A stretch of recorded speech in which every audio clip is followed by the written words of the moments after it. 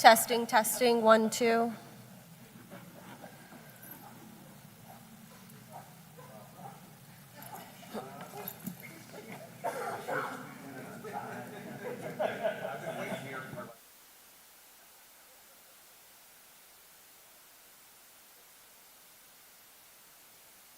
Testing, testing.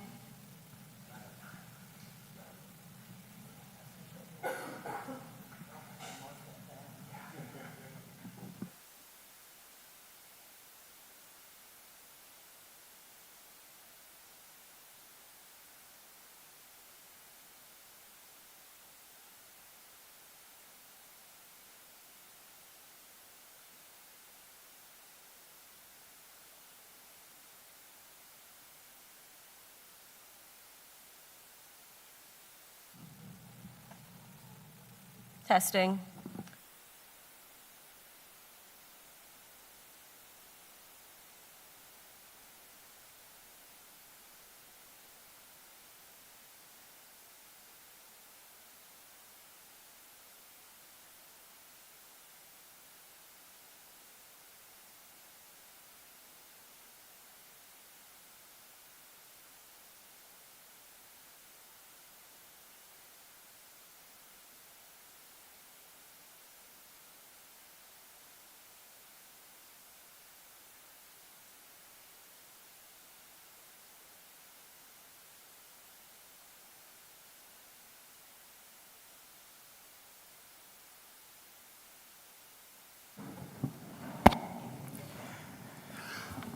All right, good evening and welcome to the Tuesday, February 10th, 2026 Planning Commission meeting. I'd like to bring this meeting to order and start with our Pledge of Allegiance.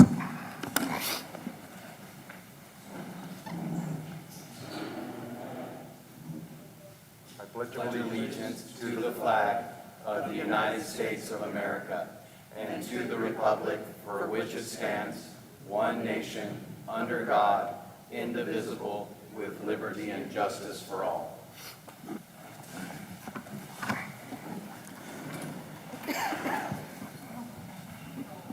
Roll call, please. Commissioner Connolly? Here. Commissioner Roden? Here. Commissioner Marlowe? Present. Commissioner Christensen? Here. Commissioner Neal? Here. Commissioner Kogler? Here. Chairperson Covarrubias? Here. All present. Thank you. Staff introductions, please. Marcy Reynoso and Jessica Ferguson, permit technicians. Warren Frace, Community Development Director. Piper Smith, Assistant Planner. Dante Pecanino, Senior Development Review Engineer. Leslie Frazier, City Engineer. Darcy Delgado, Associate Planner. City Attorney. Katie Bannister, Associate sorry. Planner. Ricky Lear, Commander, Paso Robles Police Department. Darren Nash, Planner. Karen in IT. Michael, can you introduce yourself again?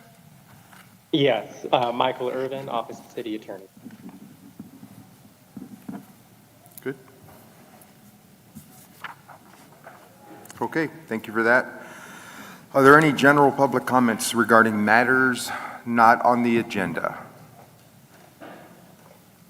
Looking in the audience, seeing none. Marcy, any callers? No callers. Okay.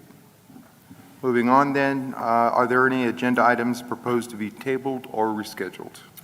Yes, sir. Item G1, the amendment to the sign ordinance. There was a technical error in the version that was given to the Planning Commission that we need to correct. So we're asking you to continue that. We'll renotice that to a future agenda. So if I could get a vote to continue, that would be helpful.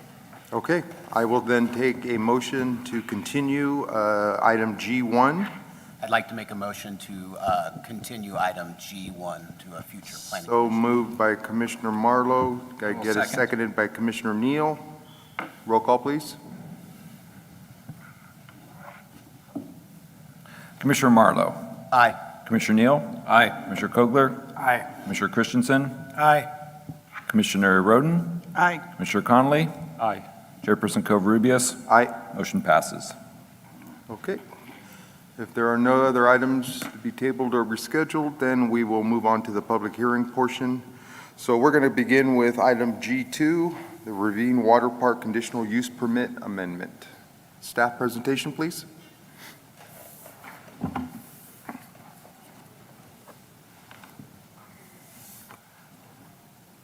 Good evening, Commissioners. I'll be presenting the Ravine Water Park Amendment to their CUP. Thank you. To their water park for a new recreational pool area at 2301 Airport Road. This is entitlement record P250124, Amendment 2502. So this is located at 2301 Airport Road in the C2 PD overlay zones. That's highway commercial with the planned development overlay. It is in the CS, Commercial Service General Plan designation, and the Airport Land Use Safety Zone 3 and 5. To the right is the overall site plan with the star showing roughly where that new recreational pool area is located. And on the left is a view from Highway 46. The new recreational pool area will be located behind those water slides not visible from the 46. A little bit of background, CUP 00-020 and PD 00-23 was approved April 13th, 2004 for a water park. On the right, you can see the original site plan showing the footprint of the overall park that was approved with quite a few water amenities as well as some various amenities such as batting cages, golf carts, etc., food services. And then the amendment 2502 was recently reviewed by Development Review Committee on January 12, 2026.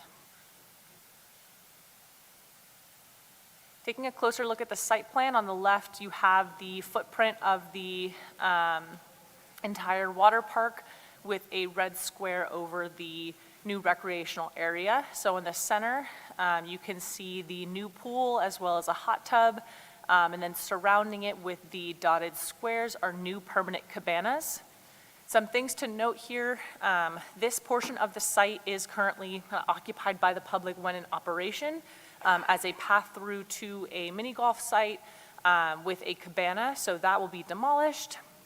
Some other things to note, the cabanas on the right side of the plan, those are conditioned to not be permitted until we get a certified arborist report to ensure that construction within the critical root zone of those oak trees is protected and ensures the safety and maintenance of those trees. And then, sorry, one other thing to note, the structure on the bottom of that kind of close-up plan, that is an existing base for a water slide as well as an existing kind of bar and taqueria area. So looking at CEQA, CUP 00020, PD 00023 was approved with a mitigated negative declaration with initial study that analyzed hit foxes, traffic, air quality, and with that, within kind of the 9-acre portion of the entire 15-acre parcel. This amendment does occur within that 9-acre pre-deserved area of the site, and it does not increase any environmental impacts to those already analyzed, while also kind of maintaining the character of the site and the existing use. Therefore, pursuant to Guidelines 15-162, it does not require any additional CEQA and environmental review than that done in the original mitigated negative declaration. Looking at conditions for the amendment, some different categories. On the existing landscape, on the existing parking lot, we propose that the applicant provide some new landscaping just to revitalize the site a little bit as visible from Airport Road, with kind of consistent 1 crepe myrtle tree and 6 hawthorn shrubs in each existing planter space. This is existing irrigation, so it shall be maintained kind of through the longevity of this site. For the oak trees, as discussed before, when the cabana is located within that critical root zone, do get submitted for. It is expected to be accompanied with a certified arborist report to ensure the protection of those trees, as well as during construction of the entire footprint of that new recreation area. it is conditioned to protect and have adequate protection measures just around those trees in general. No construction material, no storage, no drainage of liquids beneath them, et cetera.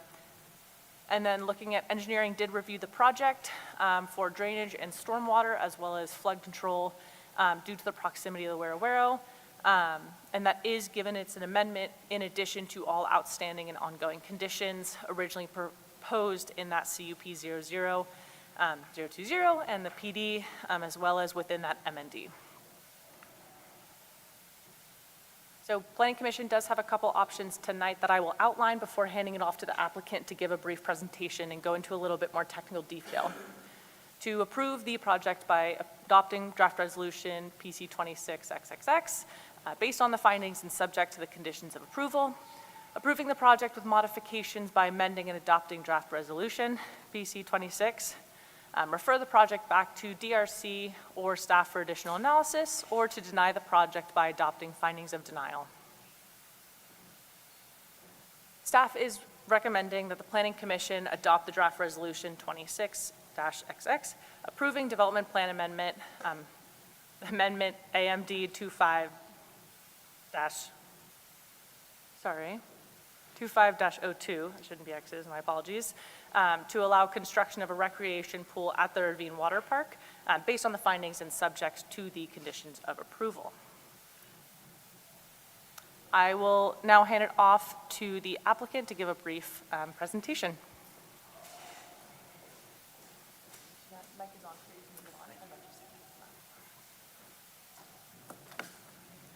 Good evening, Chairperson Covarrubias and Commissioners. My name is Ian McCarville. I'm a land use consultant at Kirk Consulting.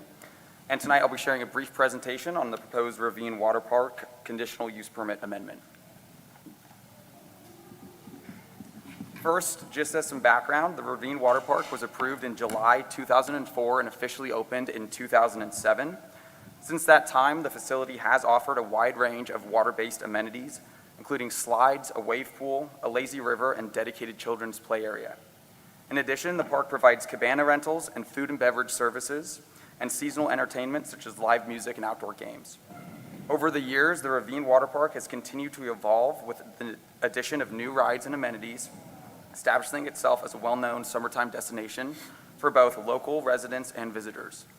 To continue that evolution and offer fresh experiences to guests, the applicant is proposing a new recreational pool and spa area along with additional on-site enhancements. In recent years, attendance has experienced a modest year-over-year decline, a trend that is consistent with other long-term operating and maturing parks. The proposed improvements are intended to reinvigorate the overall park experience, encourage repeat visitation, and attract renewed interest from both returning guests and new visitors. Improvements are proposed within a previously disturbed area in the northern portion of the site. Existing conditions include a maintained lawn bordered by DG and concrete walkways, a covered gathering area, outdoor bar, and ornamental landscaping. This project includes a new 50,000-gallon pool, which is approximately 1,800 square feet in area and has a maximum depth of 4 feet, and a 4,000-gallon spa that's approximately 150 square feet and has a maximum depth of 3.5 feet. 13 cabanas are proposed along the perimeter, and as Piper mentioned, we do have 5 cabanas that are located within the critical root zone of 2 oak trees. Those cabanas will not be installed until we submit a certified arborist report confirming that the construction of those cabanas will not impact those oak trees. Ultimately, the project will disturb just 0.2 acres and remove approximately 410 square feet of existing lawn. The pool area will be accessible to all guests, but will be designated as a splash-free zone to provide a higher-end guest experience. Additionally, as Piper noted, as a part of this project, we do have a condition of approval to install parking lot landscaping, and that landscaping has been installed as of today. The following slides are just showing some renderings of the project area. So this view highlights 2 of the new planters where we're going to have 2 existing palm trees transplanted into on the north side of the site. We also have the existing bar in the background and the proposed cabanas. Here is a similar view, just zoomed out a bit more. You can see the back of the slide and the bar in a greater view. This is looking the opposite direction, where we have the additional cabanas and more of the flat work around the pool and spa. And then lastly, just a top-down view of the project area. Ultimately, the project is consistent with the original intent and scope of the approved conditional use permit, is located within a previously disturbed area and within the original entitlement boundary, and represents only a modest and thoughtful expansion of the existing aquatic recreation amenities. Additionally, we have received and reviewed public comments submitted ahead of this hearing and have provided written responses to Piper. We would be happy to address any and all of them if the commission is interested. Otherwise, I would respectfully request adoption of the staff recommendation and approve this project. Thank you, and we are available for any questions. Okay, Ian, thank you very much. If you just want to stand by, we'll see if there's any questions from the commissioners. Okay, we'll bring it first to the commissioners for any questions for staff and/or the applicant. Looking to my left, Commissioner Roden. I was at the DRC meeting where when this came before us. And I'm sure you're aware, since that time, we've received a couple of letters from neighbors concerned about some issues. I just don't know whether they are truly issues. So I'd like to get more information from staff and from you, if at all possible. And also, if this would indeed have a negative influence on the proposed bridge expansion out there, or if it's beyond that area. But what I'm referring to with, with the letter was that originally the permit, you weren't be able to build within 100 feet of the Wero. And the river bottom crossing, was there approval for that and from whom?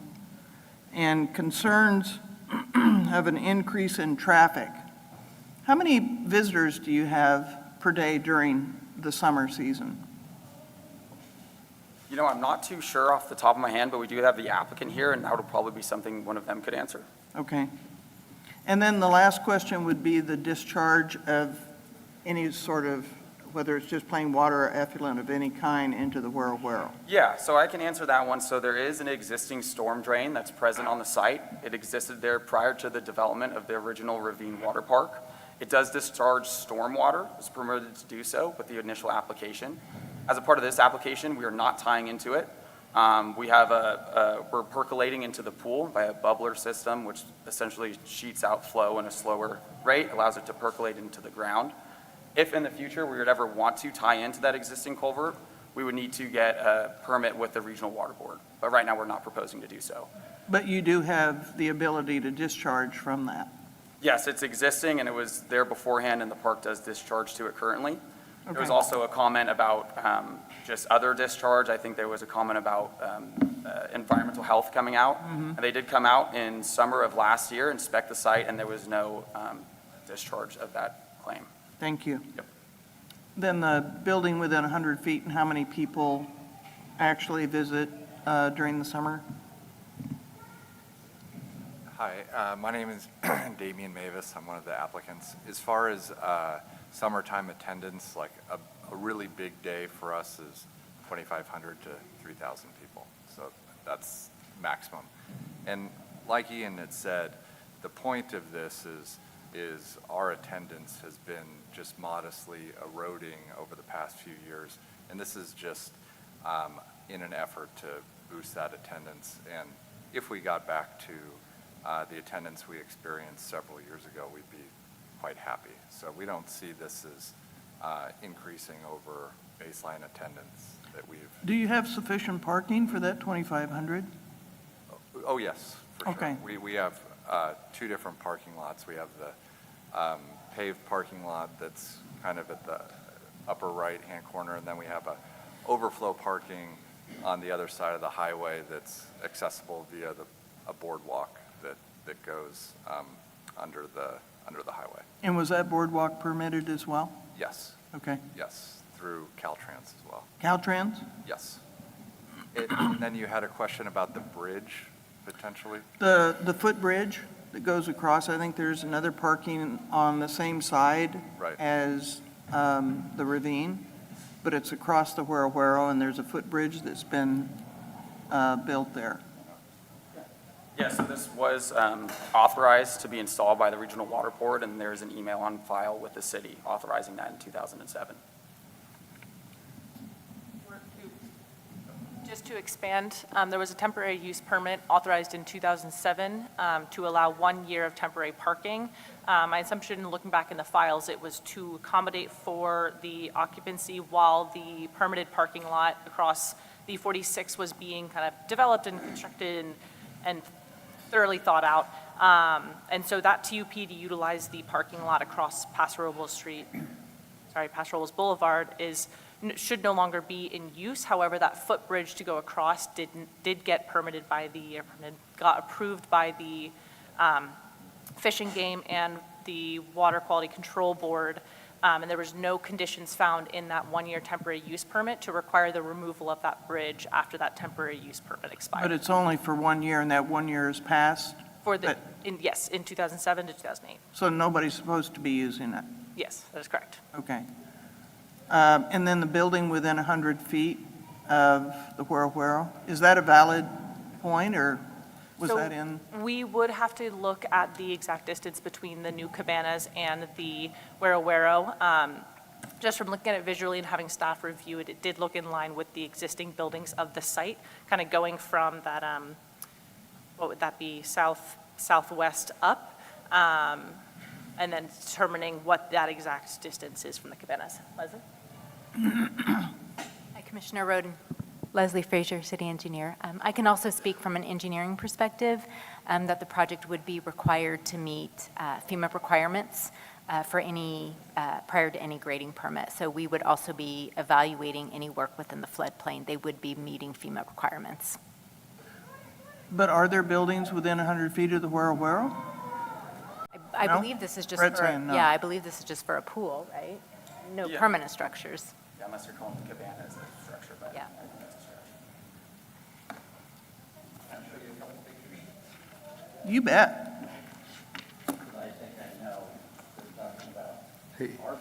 Hey, Brett, can you do me a favor? Yep, Testing. yeah. And it might be easier. These aren't in relation to that, though. I don't know if I want to. I'll just say that we were required by the state to fence in underneath our slide towers when we got them approved. Say your name. Oh, sorry. I'm Brett Butterfield, and I've been out there since the very beginning, so at the ravine. So I did call the city when I did this, asked about fencing, if there was any rules, but we just made our fences facades. So if you look under the slides we had approved on our last project, Dosh asked us to close that in so kids couldn't get underneath there. I have pictures showing some of those, and then there's pictures showing the backside. It's just 4x4 posts and plywood, and all we did was try to make that look like a little beach town instead of just a solid wood fence. I just want to make sure that I understand, none of what has been built is within 100 feet of the Whirl, is that correct? The slides that got approved, they are. Pardon? The big slides, they are. And so are some restrooms. Now, restrooms were built year one, they were approved. No But buildings have been. Everything that's been built, regardless of whether there was a caveat that says you can't build, it's been approved by the city to meet it. 100%. Is that 100%. it? The only thing I know that looks like buildings is the facades. Could I get confirmation on that statement? That everything that's been built there has been approved? Yes, we believe the city has permitted everything that's there to date. Okay. I think that's it. Thank you. Okay, before we move on, Commissioner Christensen? I just wanted to have full disclosure. I was contacted by a couple concerned citizens in regards to this topic before this meeting, so I wanted to put that out there as ex parte. Also, I recommended to them that they actually email in to the Planning Commission as the best process to facilitate their concerns. So I want to make sure that that was on the record. Okay, thank you for that. And I will also reiterate that I was contacted by the same individual, I believe, again, just wanting to express some concerns. And so I recommended the same thing, that they go ahead and provide the information and email it to all the commissioners, which they did. So I'll make that note as well. All right, bringing it back then to the commissioners, looking for more comments or questions. Yes, sir. Thank you, Chair. I noticed one of the concerns was the rapidly decaying area along Airport Road, the road itself disintegrating. I guess from staff, when does the threshold of improvements require deficiencies in existing facilities to be upgraded? So typically, when projects are built, they're required to do frontage improvements. When this project was approved 20 years ago, minimal frontage improvements were required at that time, which is the existing condition. Currently, Airport Road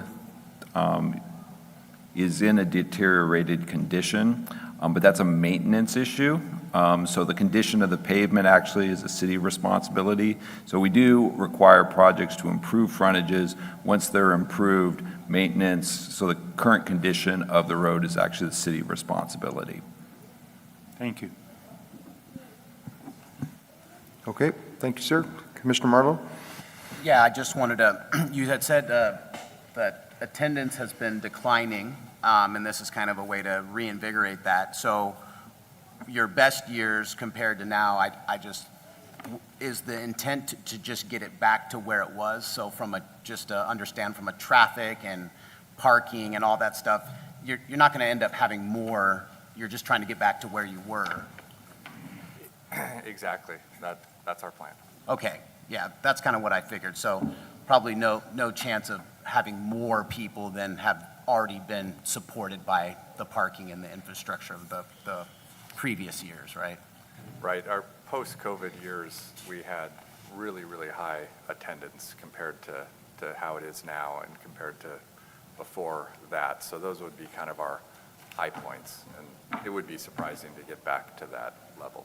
Okay, that's all I had. Thank you, Commissioner. Commissioner Christensen? I just had a question maybe for the applicant. So you're saying 2,500 to 3,000, but your capacity for the park is not something you're talking about exceeding at any one time. Just for clarification, right? What's the capacity of the park? Do you remember roughly?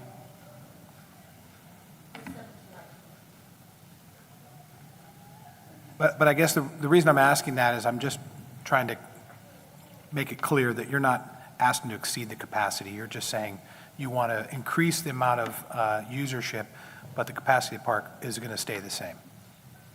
Yeah, the capacity, like this year, we didn't hit any of the numbers Damien said. That was perfect storm back before COVID, right? COVID knocked the wind out of us, and then it's dropped a little since then. You know, there's a few other things that come into play. School year is shortened by 2 weeks on the time we've been here. We're just trying to stay relevant and stay here. The numbers we were at, before right now, we're fine. We're fine. It's our 20th year. We're still here trying to expand it and make it better. So that formula works. But when you're seeing little declines, that scares me. I mean, we're just trying to be out in front of that and think about how can we just keep offering something better to keep our place alive and fresh. Sure, and I appreciate that. I just was trying to clarify from the numbers you gave earlier that doesn't mean you're trying to increase the capacity allowed at one time. So that's all I wanted to ask. I could count how many times on one hand we hit like those numbers. Right. Yeah. Okay, thank you. I think that's all of my questions right now. Okay. So I got a question. When does Paso Robles Boulevard become a factor? So I believe the ravine needs to use that street to access its boardwalk, if I understand correctly. The maintenance on that road, basically it's down to just dirt now. There's no asphalt on that road anymore pretty much. Whose responsibility is it to maintain that road, improve that road? Where does that liability lie? And I guess that's a question for staff first. So Paso Robles Boulevard is an old city street. is currently basically a gravel road for the most of the distance. We don't have any plans currently to pave it. My understanding that the ravine doesn't really utilize it anymore since they built their other parking lot south of 46, and maybe they can explain kind of that secondary parking lot and how much they actually are using Paso Robles Boulevard currently. Okay. Yeah, I'd appreciate any feedback on that. Yeah, so that parking lot was used temporarily, but since the construction of the overflow parking lot along Union Road and the establishment of the boardwalk under the highway, it doesn't get used anymore. And I think, maybe recently it was used like once, and recently would be years ago. Okay. So the challenge, and first and foremost, I like the project. I have no problems with the added addition. I think it'll be a great enhancement. My concern is that the neighbors in that area are complaining that, in particular, things like Paso Robles Boulevard is in poor shape, and it does get utilized. People do park on it when there's, before it goes to the overflow. Question for, I guess, the applicant, do you guys monitor the parking on any given day there to ensure that people actually aren't parking on it? Or I guess a question for the staff is, are people allowed to park on Paso Robles Boulevard? I'd assume it's not a no parking street because it's a city street, it's not a private road. So I'm just wanting to make sure it's clear on what the expectation is.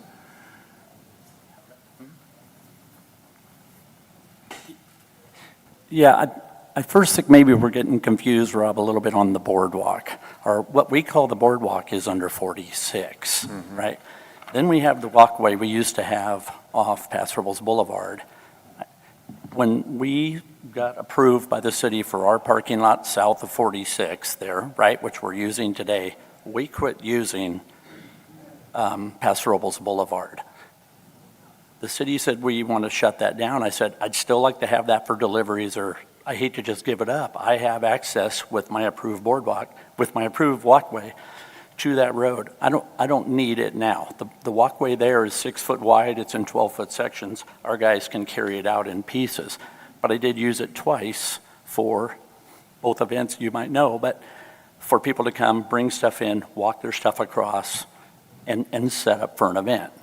We don't use it at all. Only the RV park over there, which I don't even believe is a permitted use, uses that road. I've graded that road forever, but we don't use it anymore. I used it 2 days last year.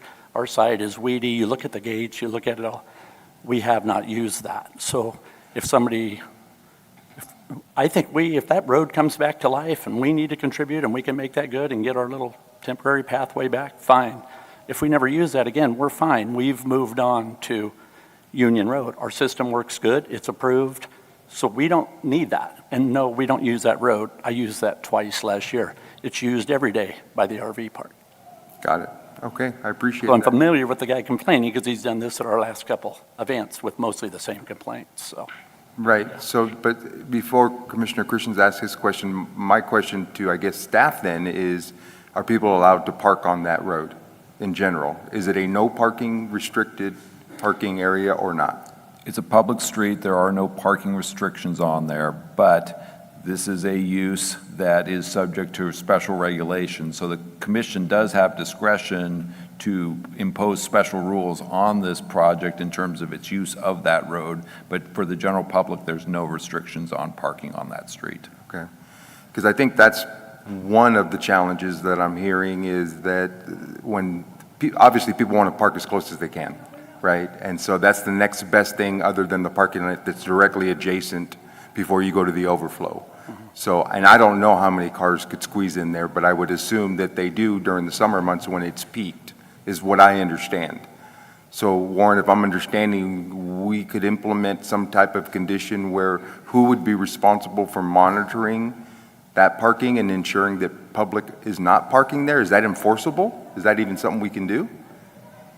And so the Planning Commission could put specific conditions on this project about their use of Paso Robles Boulevard. If those become conditions of approval, then city staff, which is, everybody from community development through the police department, would be, responsible for enforcing that. So I think it's just a question of whether the commission feels it's necessary to impose any conditions, but you do have that discretion. Okay, I appreciate that clarity. Okay. Commissioner Christensen, do you have a question? Yes, thank you. Can I just say one thing on that? Oh, go ahead. That gate was never unlocked. I'm sorry? That gate was never unlocked during our open hours. I only let people use that to carry stuff in for 2 events. But even if they park there, they're not closer. I don't know where they're going to walk. I think Right. some way around our perimeter across the river. They got to get to open gates. That gate was never one time unlocked during our season to the public. Awesome. Okay. Just so you know, we don't use that gate. Okay, appreciate that, Brett. Yeah. Thank you. Uh-huh. Go ahead. Thank you. One follow-up question, Mr. Butterfield, if you have just a second. I had driven down around there, and you referred to an RV park. You're talking about the RVs that are parked down the way, right in the field, that area there. That's not an RV park, right? That I know of. There's been RVs there for years. I've Okay, but heard that's lots on, about it. that's on a private property that's separate from your location as well? Yeah, that's not us. Yeah, that's a Okay. private property. Right, okay, I just wanted to clarify that for the record, Yeah, so. yeah. Thank you, I appreciate that. Appreciate that. And so the other question I had, and I just want to make sure we're all on the same page here, Commissioner Roden addressed it. I saw pictures of buildings and things that look like they are close to the riverbed. We're saying that everything that's there has been permitted and it's well within the guidance of what was permitted and allowed.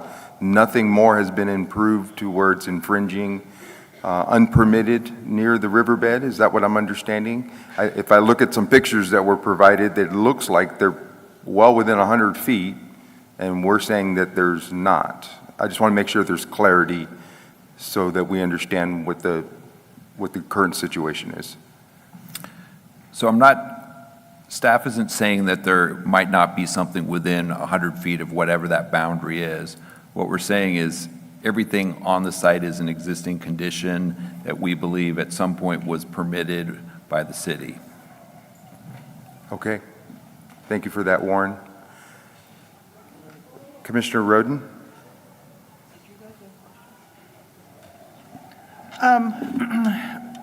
I think it was brought up about Airport Road, and Warren, you said that it was city streets, so we're responsible for it. What differentiates a city street's the responsibility for repair or upgrades versus not, i.e. Theater Drive, and also when I built a duplex, we had to improve the alley. So why are some city streets, it's necessary to improve those by the businesses or the owner, and others are not? So the first question is, what's a city street versus, say, a private street? So city streets are streets that have been accepted by the city council. So most streets, throughout town are city-accepted streets. There are some private streets throughout town that have public access, but the city does not maintain those. In terms of improvements, when development is proposed on private property, there's rules within the municipal code of when you're required to improve your frontage. So your frontage is basically everything to the center line of the street. So it can be paving, gutters, sidewalks, street lights, street trees, all those things are frontage improvements potentially. So there's a valuation trigger. So a very small minor project, like an addition to a house, is exempt from a frontage improvement. A whole new structure, that would be subject to doing full frontage improvements. In this case here, like I said, this was all permitted 20 years ago or so, so I'm not sure what the decision was, but whatever they did was what the city required them to do, because it's been completed at this point. So there is a question now with this project, this pool, whether that should trigger additional frontage improvements. We did review that internally at staff. Because, this is a fairly small project with a large frontage, And Airport Road is subject to a lot of ongoing studies. We don't actually know what the design for this road should be at this point.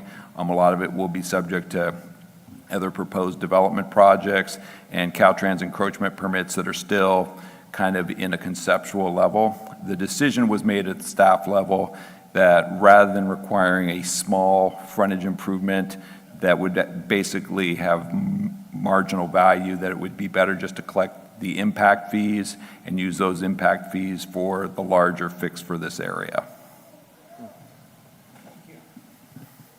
Okay. Looking around, seeing no other comments by commissioners. Thank you, commissioners. I'm going to close this part of it and open it up to the general public. So if the public would like to make any comments regarding this matter, please step up to the podium, state your name, ask your question. Seeing none in the audience. Okay. Marcy, any callers?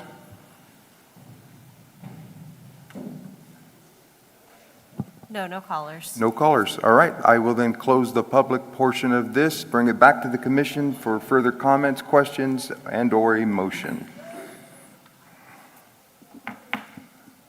Yes, sir, Commissioner Connolly.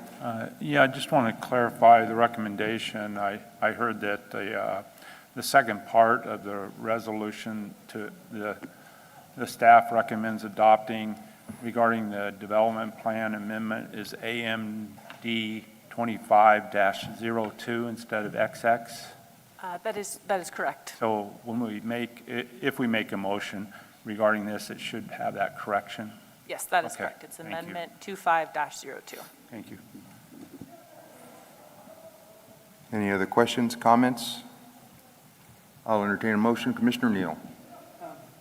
I was on DRC when this came through, and to my opinion, it was such a de minimis addition to this whole facility that I didn't think it warranted much of anything other than approval. I think it'll be a nice addition, and so I will be supportive of it tonight. Commissioner Christensen. I'd like to move to approve this item.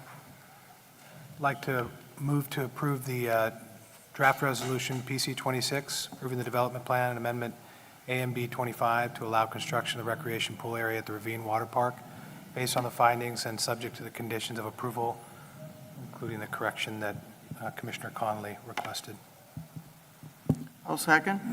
We've got a first by Commissioner Christensen. We've got a second by Commissioner Roden. Roll call, please. Commissioner Christensen, Aye. Commissioner Roden, Aye. Commissioner Connolly, Aye. Commissioner Marlowe, Aye. Commissioner Kogler, Aye. Commissioner Neal, Aye. Chairperson Covarrubias. Aye. Motion passes 7-0.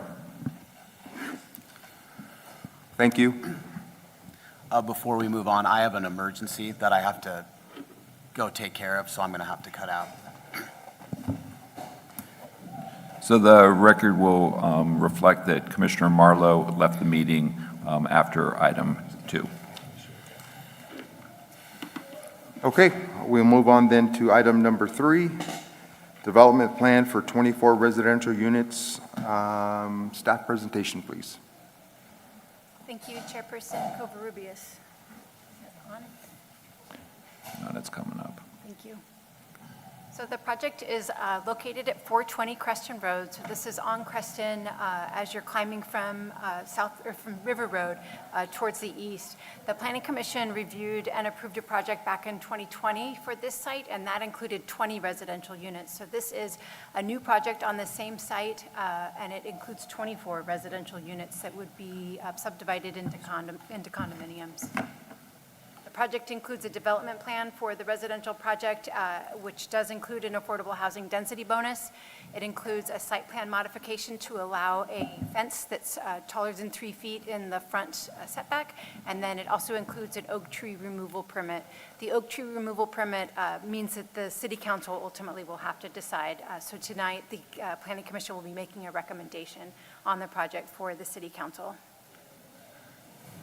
So as I said, this is on Creston Road. The project is in the R2 zoning district. The R2 is a low-density multifamily zoning district.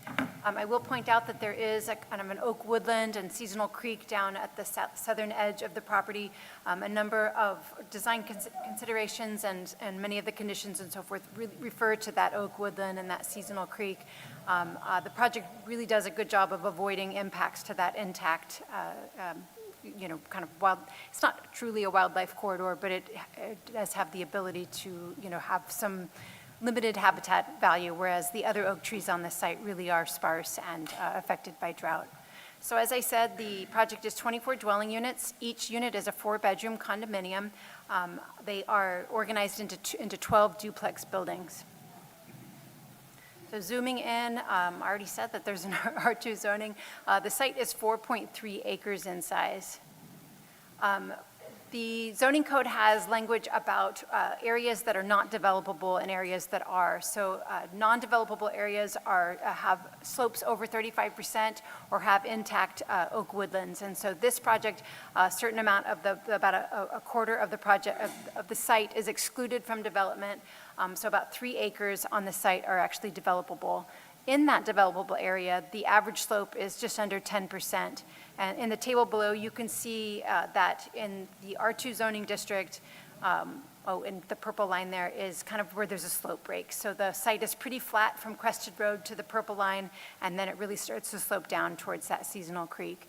So in the R2 zoning district, when you've got an average slope of between 5 and 10%, you can place 6.5 density units per acre. So for this site, 20 units are what our local zoning ordinance would allow. As you know, the project is 24 units, and the way that the applicant gets to 24 is that they are including an affordable housing density bonus. So state law and our local ordinance, we've adopted portions of the state law into our local ordinance that we're required to adopt, allows that if a project deed restricts a certain percentage of units for affordable house or for low-income households, they are entitled to density bonuses and then certain concessions from development standards that would make the project more affordable to build.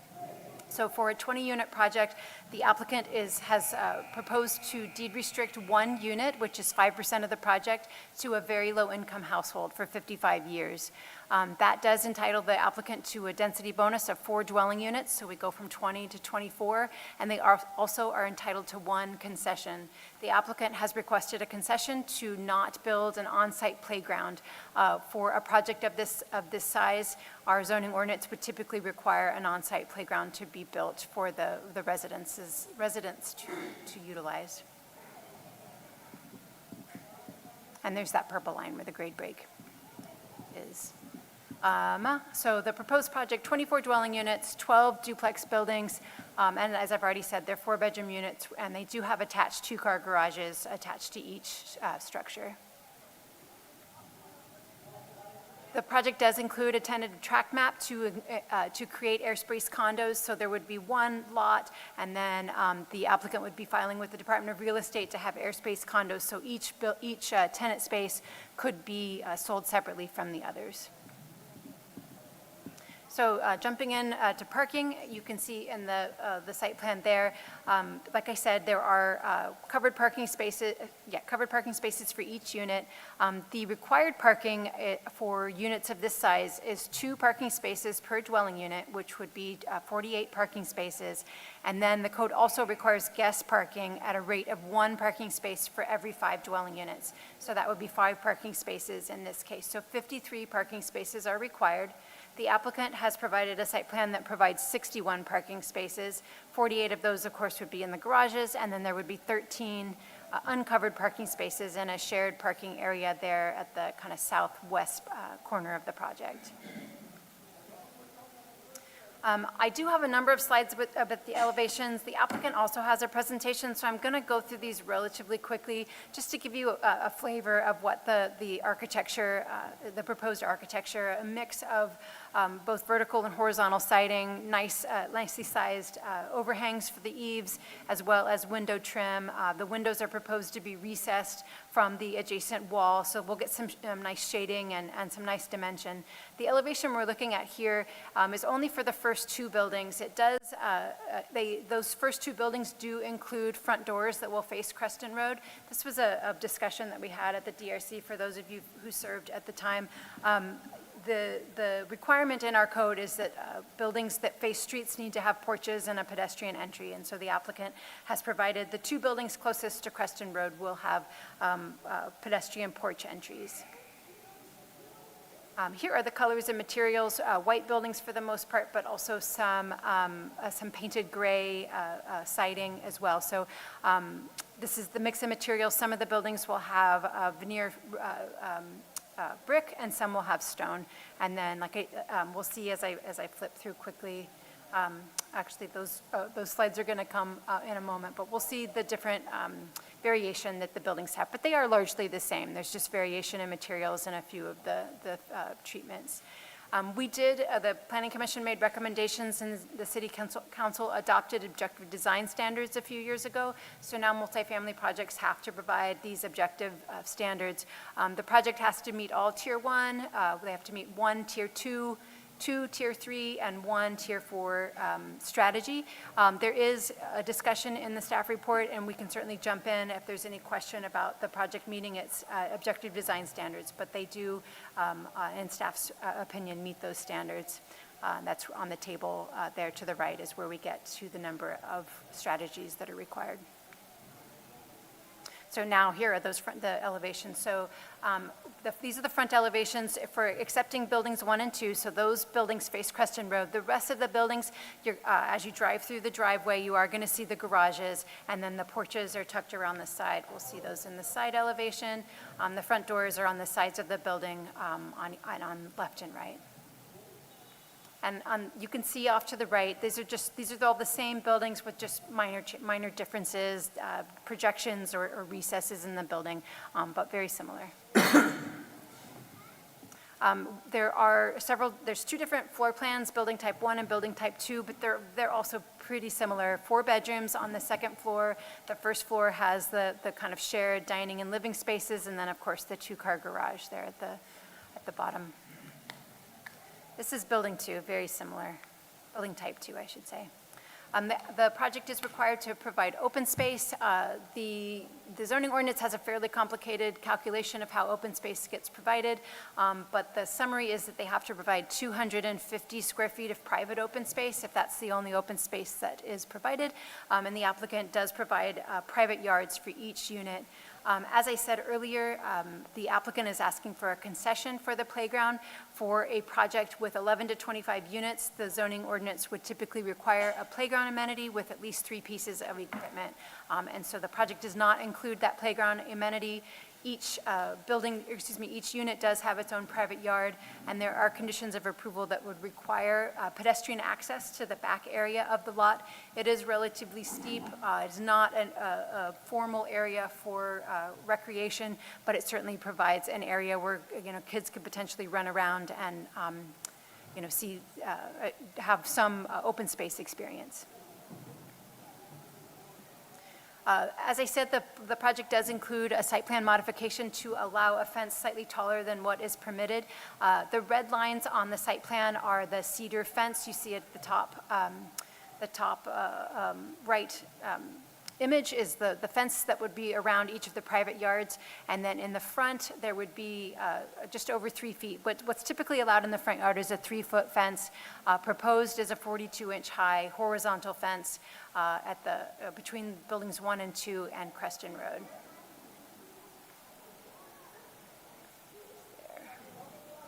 Quick look at the landscape plan. There are trees and shrubs. The landscape plan is showing what would be proposed in the shared open spaces. There is more landscaping towards the front of the project at Creston Road, but the additional shared areas also have landscaping. The green circles that you see are oak tree replacements. A number of them are proposed at the rear of the lot in that kind of open space area. And then we do also have oak trees scattered throughout the project to work towards the oak tree mitigation required for the project. Here's a detail of the landscape, and I'm going to go back one to point out, when the previous project came through the Planning Commission, we did have a neighbor to the north of the project, lives out a dirt driveway just to the, that would be to the east. And they were concerned about new folks moving in and destroying their privacy. So you see at the eastern property line, there is a privacy hedge. In the landscape plant selections, there are oleanders shown there. So obviously oleanders can get big and do a good job of screening and providing. Right now, those folks, even though they live close to Creston Road, have quite a bit of privacy. So the project would provide some more privacy with that landscaping. This is the detail of the front, shows us where the street trees are proposed and some of the landscape materials. Top right in the landscape materials is that oleander I mentioned. I don't have much to say about the solid waste enclosures, except that every time I don't have a slide, I get questions, so I've provided that slide. There are 2 solid waste enclosures. They're pretty nondescript. They've got split face block and a metal roof. They'll get the job done, but they are not, overly ornate, but not too close to Creston Road, so they won't be very visible from off-site. Jumping into oak trees now, there are 10 oak trees proposed for removal. The previous project had 9 of these trees were previously approved for removal by the City Council. At the time, tree number 6, which is that really large circle there at the bottom, was going to be maintained. Unfortunately, this tree was damaged quite a bit by the 2020 river fire. I don't know how many folks remember during COVID, there was a fire that broke out in the river and then headed up Creston Road, actually burned the building. Actually, in the bottom left corner, there's a white block and it says it's not a part of this project. A house right there was burned, and completely destroyed. So tree 6 was also damaged. I've got some images, but so all of the trees on the site that are at the upper part are proposed for removal. None are in particularly good condition, a lot of drought stress. We'll look at some images.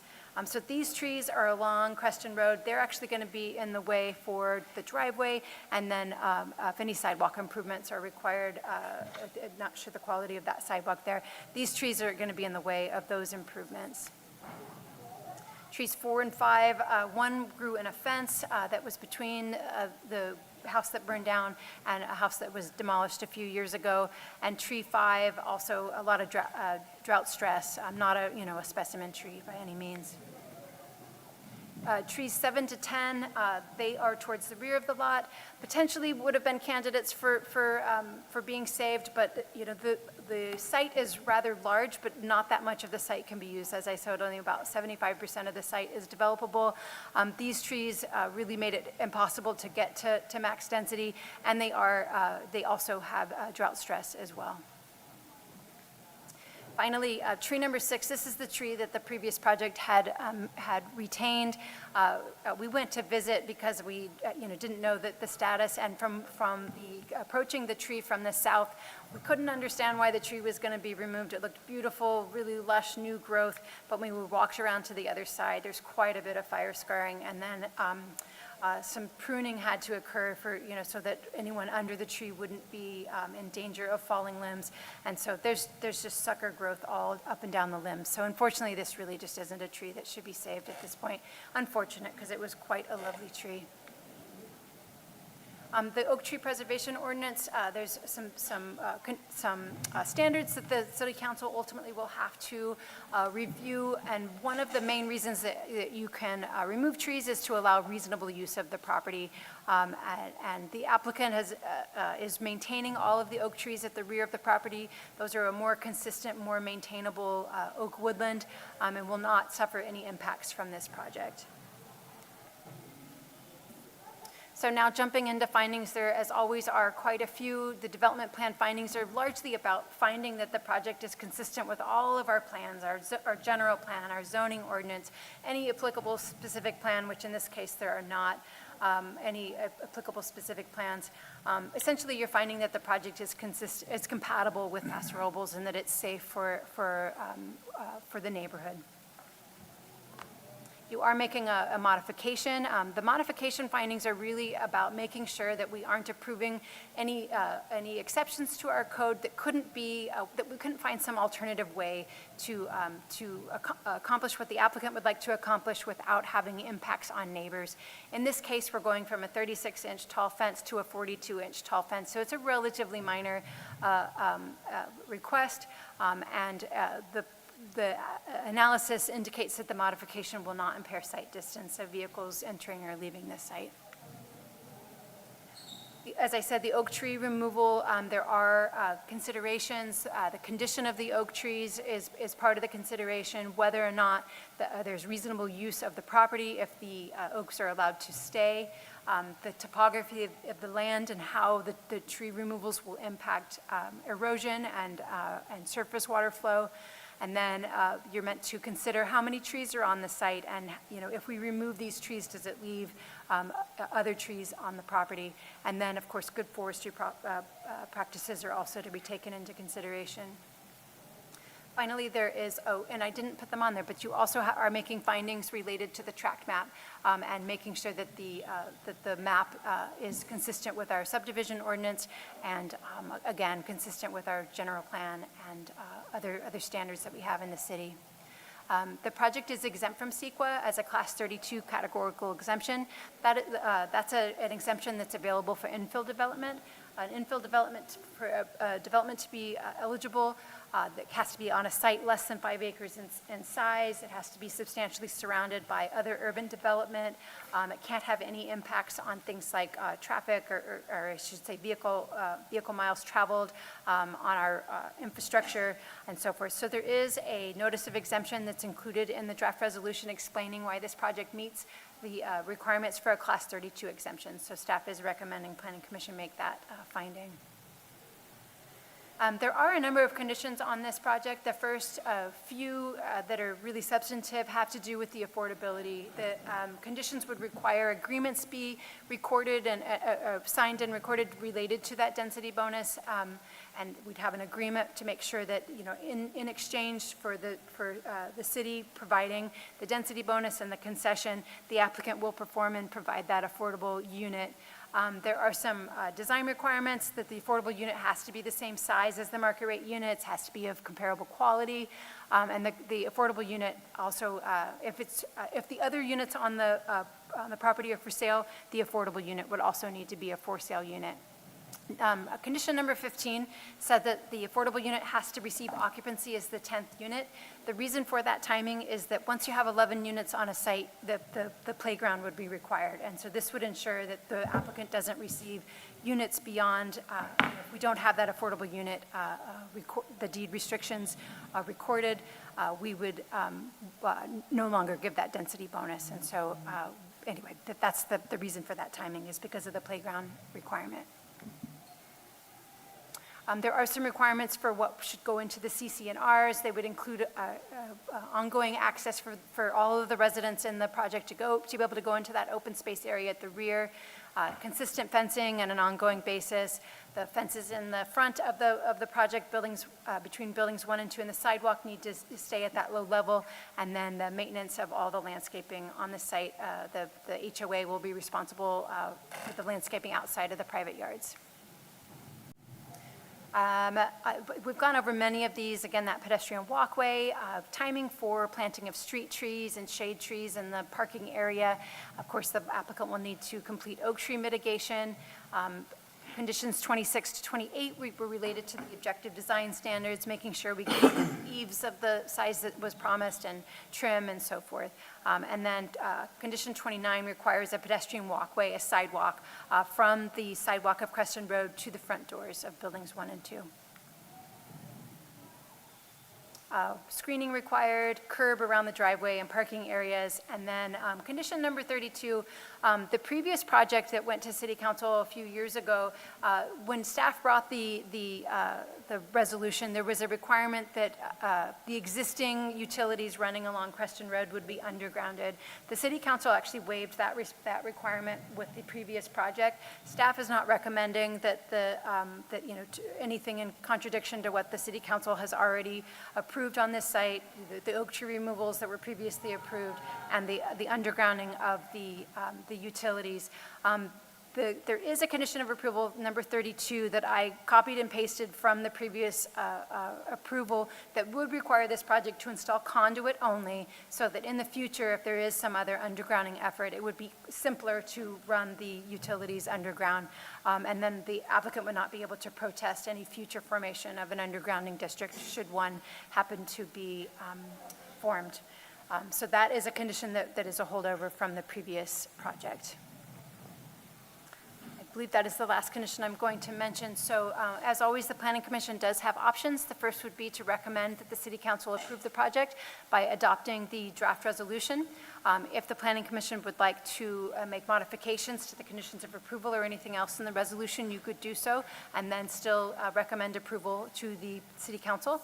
If you feel you need more information, you could refer the project back to the DRC or to staff, and we could bring it back to you with some additional information. Or you could deny the project by by adopting findings of denial. Staff is recommending that you approve the project. So you'd be approving Development Plan 2407, the site plan modification, oak tree removal permit, and the tentative track map by adopting the draft resolution. And that would be based on all the findings we've discussed and subject to the conditions of approval. And I believe that concludes staff's report. Thank you for that. You mentioned the applicant. Did the applicant have a presentation they wanted to provide? They do. Okay.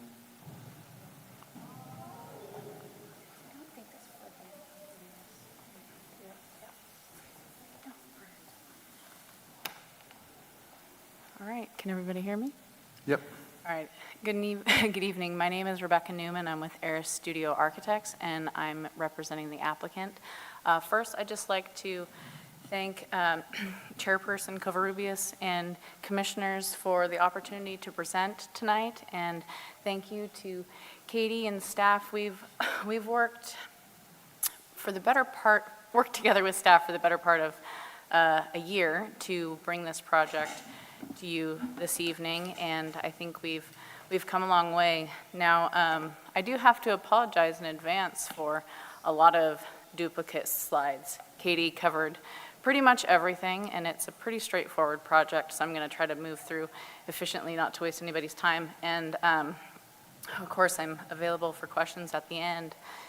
And I do want to say that we have read through the conditions of approval, and I do have a couple of requests to amend a few of the conditions that I'll touch at the end. All right, so we are proposing 24 two-story townhomes. There are 12 duplex buildings. Each townhome is approximately 2,000 square feet, 4 bedrooms with 2.5 baths. Each have attached 2-car garages, and the site together has surface guest parking and spacious private yards. One of the elements that we worked really closely with staff on, and I think we really came to a good solution, was the pedestrian-facing architecture along Creston Road. And this included providing those covered front porches off of Creston, the low fences, and walkways from Creston Road. And this really helped to bring more thought and care to the project and making it more of a pedestrian experience. So you can see here the snips on the right there. We have those front porches that Katie showed us, and then I also have a little plan view there. So you can see the depth of those. They're covered. They have like a little privacy screen between them. And then our 42-inch high horizontal fence. I would like to point out that in the slide, and this was mentioned at DRC, our 6-foot fences that are around the rest of the yards, those would also be horizontal slats to match. I think the slide showed it as one of our original concepts, which was the vertical dog-eared. And same slide you saw earlier, that we've got the layout for the townhomes. We have 2 different floor plans the only difference between them is just the orientation of the bedrooms on the second floor. Both versions are 4-bedroom units, but depending on where the views are, the master switches to be over the garage. And again, 2,000 square feet of living space, 4 bedrooms, 2.5 bath, 2-car garage, and an open living room concept. This is just one of the elevation schemes. Each building type has 2 elevation schemes along with 2 different material types. So within the 12 buildings, there's quite a bit of variation in the project. And the architecture is more of like a farmhouse craftsman style. We do have the recessed windows with the decorative trim, large eaves with decorative corbels, a variety of materials, and then we have added some additional articulation at the street-facing elevations, which was done in response to some comments that we received at the DRC. Here's the slide for our materials. We have both the horizontal siding and a board and batten vertical siding. There's 2 color palettes. Both are very complementary to each other. And then we also have a stone base, which can either be brick or like a river stone. As discussed, we are proposing the removal of 10 existing oak trees, the majority of which are in poor or very poor condition. And we are replacing those with 29 replacement oak trees that will be distributed throughout the site and irrigated. And Katie mentioned it, and it's worth mentioning again, that at the very south end of the site, and this slide doesn't show the whole extent, but there is a very large wooded area that will remain untouched, and as conditioned, it will be available for the residents to go and enjoy. And that's the end of the presentation. I did just want to touch real quickly on a couple of our requests for the adjustments in the conditions. Condition number 52, and I'm sorry I don't have that to pull up. I have the verbiage here.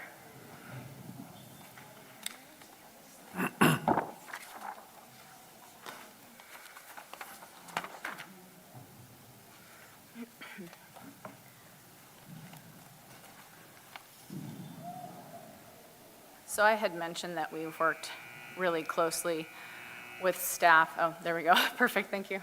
Yeah, that's the perfect slide. And we understand, like we've had a traffic study done, and one of the results of the traffic study was just making sure that there's adequate sight distance for people coming in and leaving the site to be able to make those safe maneuvers. And so as a part of the conditions, we fully acknowledge that we will need to have that design vetted, approved prior to the issuance of any permits. The request that I'm making this evening, it's in the third line. It says, the public improvements for site distance shall be fully constructed prior to building permit issuance. This is the request that I'm making, is that the public improvements for site distance be approved versus being constructed prior to building permit issuance. Reasoning for this is, I believe that if we had to build the public improvements before getting permit issuance, it would ultimately extend the construction timeline. And then there are times when the public improvements are done, towards the end, so they're not damaged. So I don't know how the construction sequencing is going to go, but that's the request that I'm making this evening, is that we just have the approval before being able to pull our permits.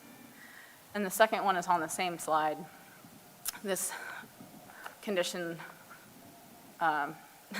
reads that the applicant shall design and construct continuous, safe, and ADA compliant pedestrian circulation within the site.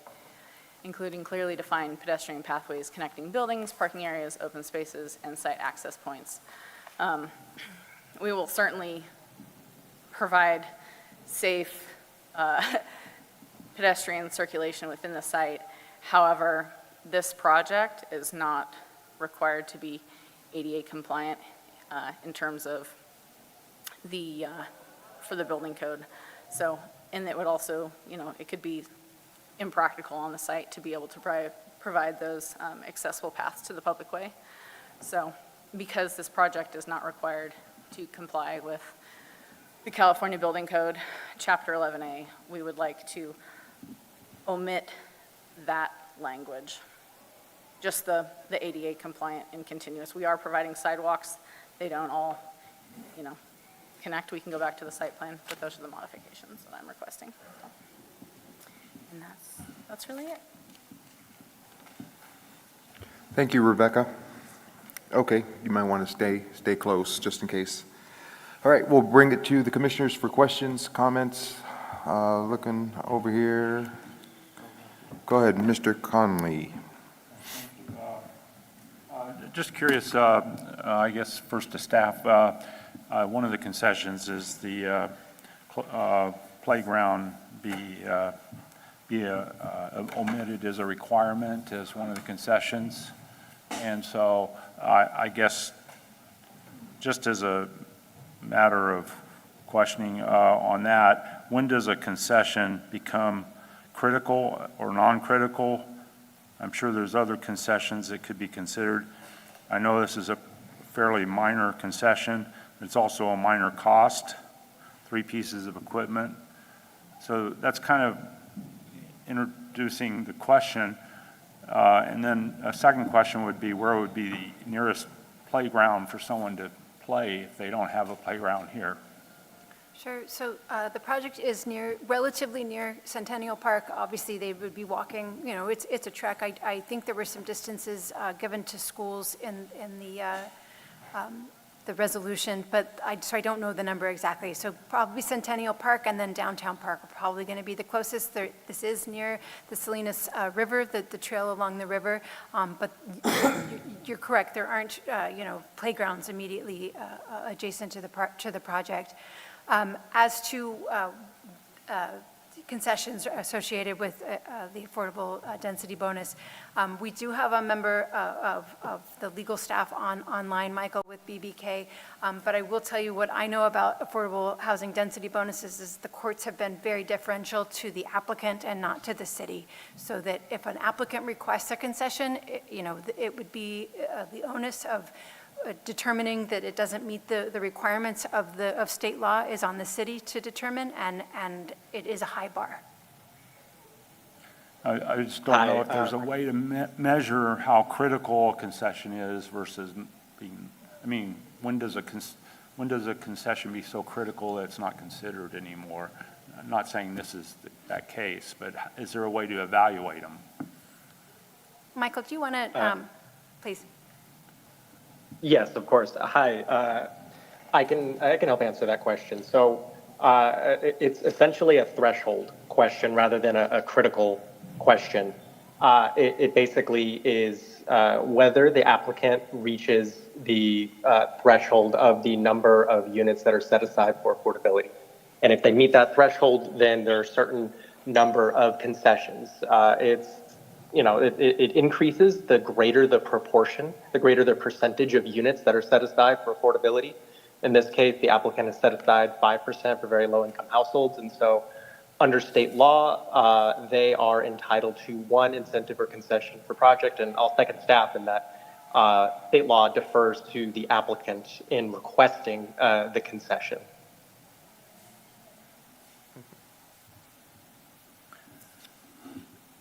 Okay, thank you.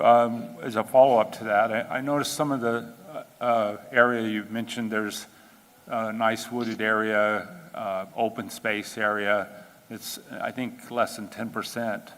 The cost of providing a playground and 3 equipment in that area would not be significant, I would guess, but I don't want to belabor the point, but if you're given a concession, it must be a cost savings to the applicant, and it doesn't seem like providing 3 pieces of equipment in a little small area would be that costly. So I don't know if you or the staff or applicant can respond to that. Sure. Much of the back of the lot, the part that's undevelopable, has a slope over 35%. So in order to, to put a formal path down there, you've got to, get a sidewalk that meets grades, and then you've got to create some sort of pad that would, allow that. So I think there's a lot more construction costs involved than. Okay, there is cost, okay.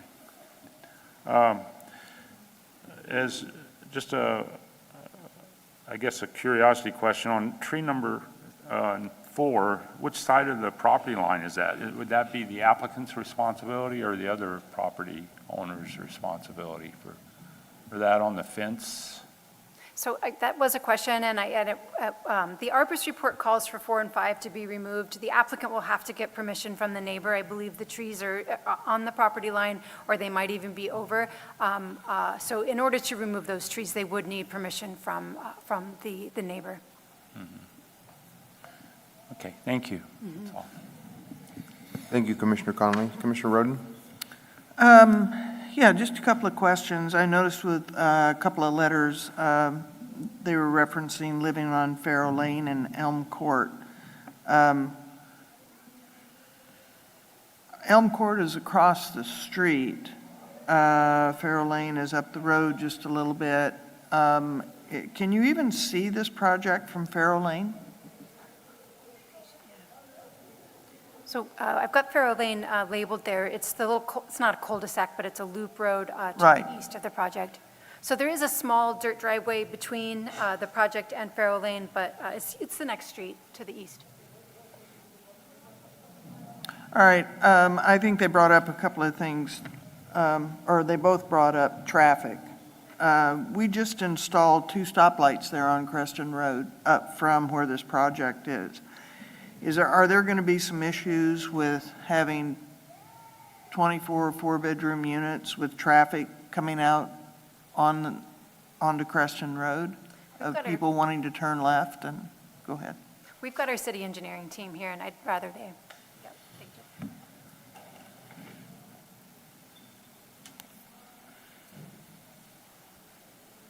Regarding traffic, the applicant did provide a traffic study by their traffic engineer, and the traffic study was also reviewed by the city's traffic consultant as well.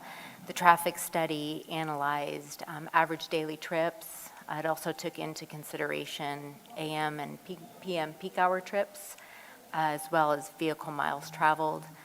Collision history was also considered in the traffic report as well, and our city traffic consultant concurred with the consultant's traffic engineer that there were no thresholds that would be required for that. I didn't know if the applicant had additional information to share about the specifics, or Dante, did you have additional information to share about the specifics? Go ahead.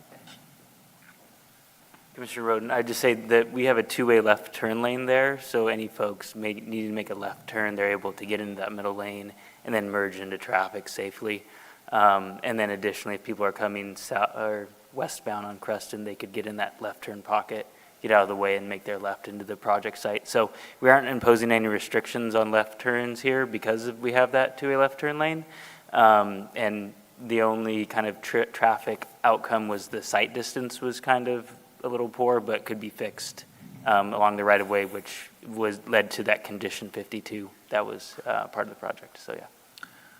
And one last question. I think the applicant. You okay? The applicant talked about there were no ADA requirements. Are you referencing handicap spaces for parking?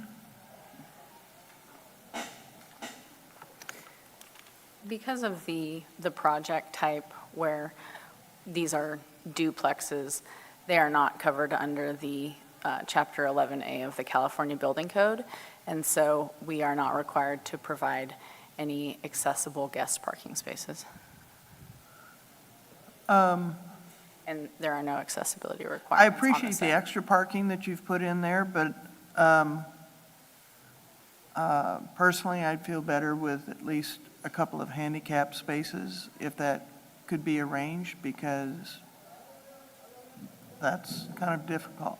But I don't know if that opens up other things that you have to do, and that you don't have to do any of them if you don't have the parking places, so. It would open up a little bit of a can of worms.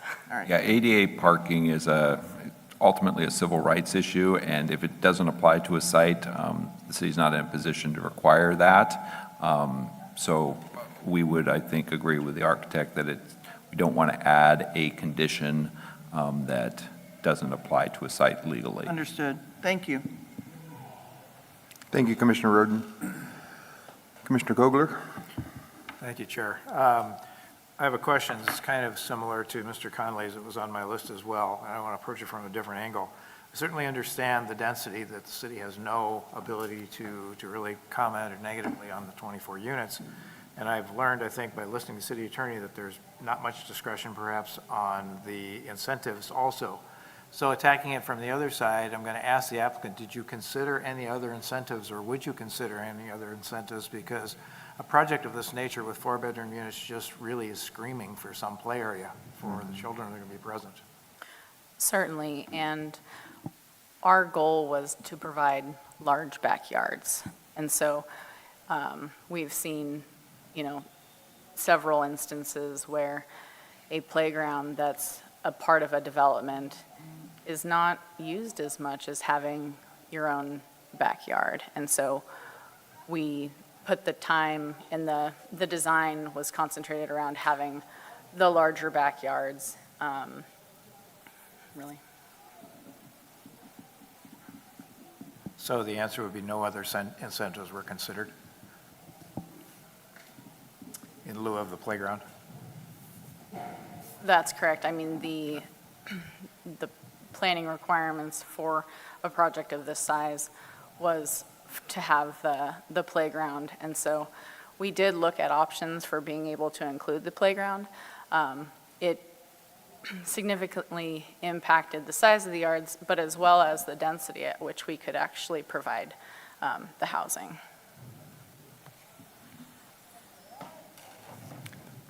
Thank you, sir. Commissioner Neal? I have a question for staff. I was wondering on the deed restricted, very low income, is there a restriction on part of in the deed that allows or requires the HOA fee and/or condo fee to be indexed in any way? Because sometimes that could make something less affordable in the future. I believe the calculation for how much can be charged does include those kinds of things. Michael, I'd be very happy if you could chime in, but I believe it does get factored into how much can be charged. Hi, yes, I would second that. That's my understanding as well.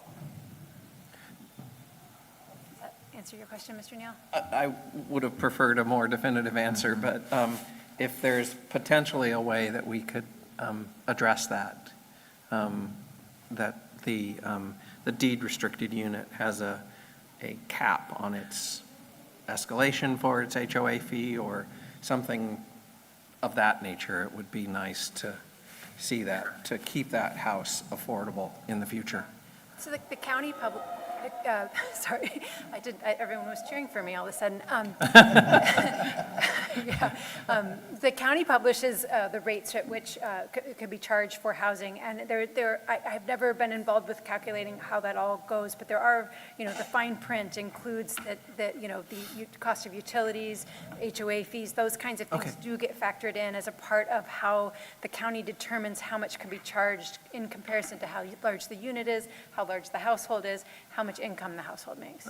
So we typically approve, low or very low income is apartments or rentals at which that is addressed. But I just want to make sure that in the future, we don't make this less affordable by having a condo or HOA fee. So, that's it for me. Thank you, Commissioner Neal. Commissioner Christensen? Thank you. I was hoping to get a clarification, and this is going to factor in my opinion, to affordability financially. Are we talking about are we classifying them as condos, or are we going to be classifying them as townhomes? Because I've heard both terms tossed around, and I want to get a clarification on that. Yeah, so I would say that townhouse is sort of an architectural term of, a term of art, like that's just, how they look, what it looks like. Legally, these would be condominiums. There's a condo map involved, a tentative tract map that will allow the applicant to, to put condo airspace units over these lots and sell them individually. Okay, and I understand that it's a condoed map, but you understand my clarification. For example, Sierra Bonita is not, those are duplex. We keep referring back to duplexes, and those are similar duplex-style townhouses. The reason I bring that up is because for financing, it's very important clarification for ownership, and that brings me to my next question to the applicant. Is there an intention to sell these, or is there an intent to rent these? And this is I'm happy that we're getting some more housing, especially with 4 bedrooms. I think that's sorely needed. Hopefully, they're going to be at a price point that makes that affordable, not just for the low income, but overall. Can you answer to that a little bit? Yes, these are for sale. What I'm sorry? They're for sale. So they will be for sale. Okay, all right, that's promising. I would again, I think it's important on how we classify those, because I'll tell you right now, just noting a classification as a condo, even though it's a condoed project, can change the way the financeability is on that property. So I just want to make sure that's understood. So thank you, and I appreciate that. Thank you, Commissioner Christensen. Just looking over my questions, looks like most have been answered except one maybe. So looking at this picture here, Rebecca, this is for you. I understand that it's about a 35-degree slope heading down towards the riverbed down there. The access down to that area, is it only limited to those units that are going to be facing or backing against that? Or is there going to be paths that will lead all the way through that?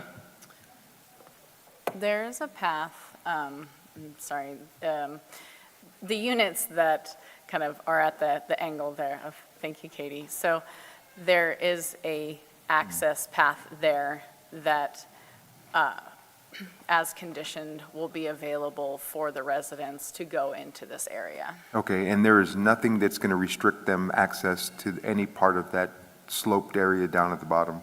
Yeah, per the conditions, that would be correct. Okay. Okay. Let me make sure I had my other question. Commissioner Kogler? Thank you. One more quick question. We talked about, it was pointed out by the applicant that they're seeking a modification of conditions 52 and 53 when we get to that point. I'm just curious from an engineering perspective on 52, the request to take out fully constructed and make it fully approved. Seemingly we've answered the question on 53 because it's a civil rights issue. Yeah. So for condition 52, this is more of a timing issue. The city's traffic consultant has indicated there is a site distance issue at the location of the proposed driveway. The applicant, the owner, they agree with that. So we agree there's a site distance issue that needs to be remedied. This is really a discrepancy about the timing of when that improvement needs to be made. The condition was written, and it's my recommendation that the site distance is remedied at the time of building permit issuance. So the improvement needs to be made so the proposed driveway is safe. I understand the applicant's concern of timing of construction. However, city staff has already met out on site with engineers, and we've provided the information that's needed. Once the project meets all the planning and entitlement requirements, they are encouraged to submit the public improvement plan to construct those improvements.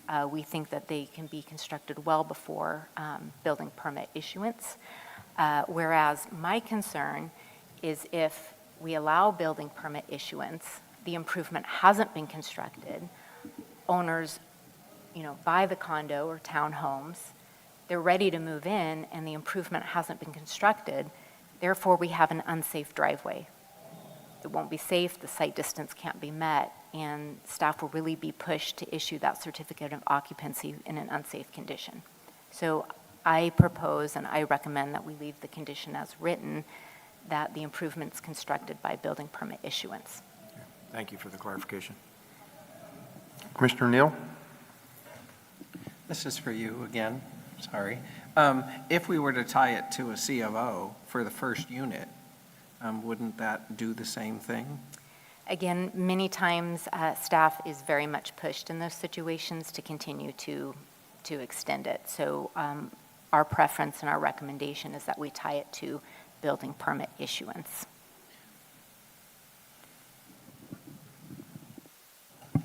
Thank you, Commissioner Earl. Any other questions, comments? Okay, we're going to bring it then to the public. If the public has any questions or comments, please state your name. I just have a couple of questions. Linda Your name, George. please? Yeah, Linda George, 3126 Spring Street. The ADA issue, if that is a civil rights issue, then when would one approach that? Let's say somebody moves there, lives there, becomes disabled, in a wheelchair, needs handicap parking. Is that then a city issue, or is it just with the company? My second question that I'm confused about now is if these are for sale, then how do they get the density bonus for a low-income unit? Is that a rental? And if that is going to be for sale also, then my follow-up question would be, would it be at a lower rate of sale compared to the normal rate? Thank you. Thank you. Any other questions from the audience? Okay, closing the public portion out here. Marcy, any callers? No callers. Okay, we'll go ahead and close the public portion, but we will address Mrs. George's questions. Warren, any or? Yeah, in terms of when ADA requires, because this is civil rights, it goes back to definition. So public accommodations is the trigger for providing access to the public. So commercial buildings, public buildings, these are considered public accommodations. They have to be fully accessible to all disabled individuals. Multifamily projects, apartments of certain sizes qualify also. Single family is exempt from it. It's not a public accommodation, it's private, and therefore this isn't a trigger. Now there's a threshold, between single family and apartments where it kicks in. These duplex, like condos, fall more, are considered basically, attached single family, therefore not a public accommodation, therefore not subject to ADA. And then ADA California has its own disability guidelines that are built into our building code, but they basically follow ADA, and that's how we get to the determination project by project whether it's going to be required to be accessible to the public or not. So this one, not required. Not required, okay. Thank you for that clarification. And then there was one other comment regarding the low density bonus. Yeah, so affordability, density bonus can apply to both a rental project or a for sale project. San Luis Obispo County publishes the thresholds for both monthly rentals for affordable for different categories as well as maximum sales prices. So there's a table, so both a rental project and a single family project can qualify as affordable for density bonus. So because this is a for sale product, when it is sold, and the deed restriction will require that it be sold for the price, at that time as published by San Luis Obispo County. There'll also be a deed restriction that resale and future buyers for, I believe it's usually a 30-year term, it may be longer based on the state requirements. All those additional sale points also have to follow those same standards at the time of sale. Got it. Okay, thank you for that. Okay, we'll bring it back to the commission for any other comments, questions, a motion. Before we do that, I did have a clarification question real fast that I just thought of. So this project, and I guess this can be for staff, is a for sale project. Are there any restrictions, or is it even feasible to restrict an investor from coming in and purchasing a number of these units for intent to rent? Is there any way that is, I know it's happening already, so I'm just curious, does that pose a problem or a challenge, or does that change anything as far as the scope of the project? There's nothing limiting an investor from coming in and buying a couple of these units, turning them around and renting them. Is that accurate? That's correct, and the city has no policy direction to restrict something like Right. that. We have no legality method of restricting anything. My concern is that that is a possibility, and then there goes the affordable aspect of it, because now the rent. No. Okay. So there's only I think the single unit that's affordable. So whoever buys it has to qualify, under the income categories. So an investor wouldn't qualify. But if that person buys it and then decides to rent it, they can only rent it for that, maximum rental. So that deed restricted affordable unit, no matter what you do, can only sell or rent under those affordable categories. All the rest of the units are all market rate. They can be purchased by whoever, and they can be rented or sold for whatever, the market will bear, basically. Okay. Okay. Any other questions, comments, or I will take a motion?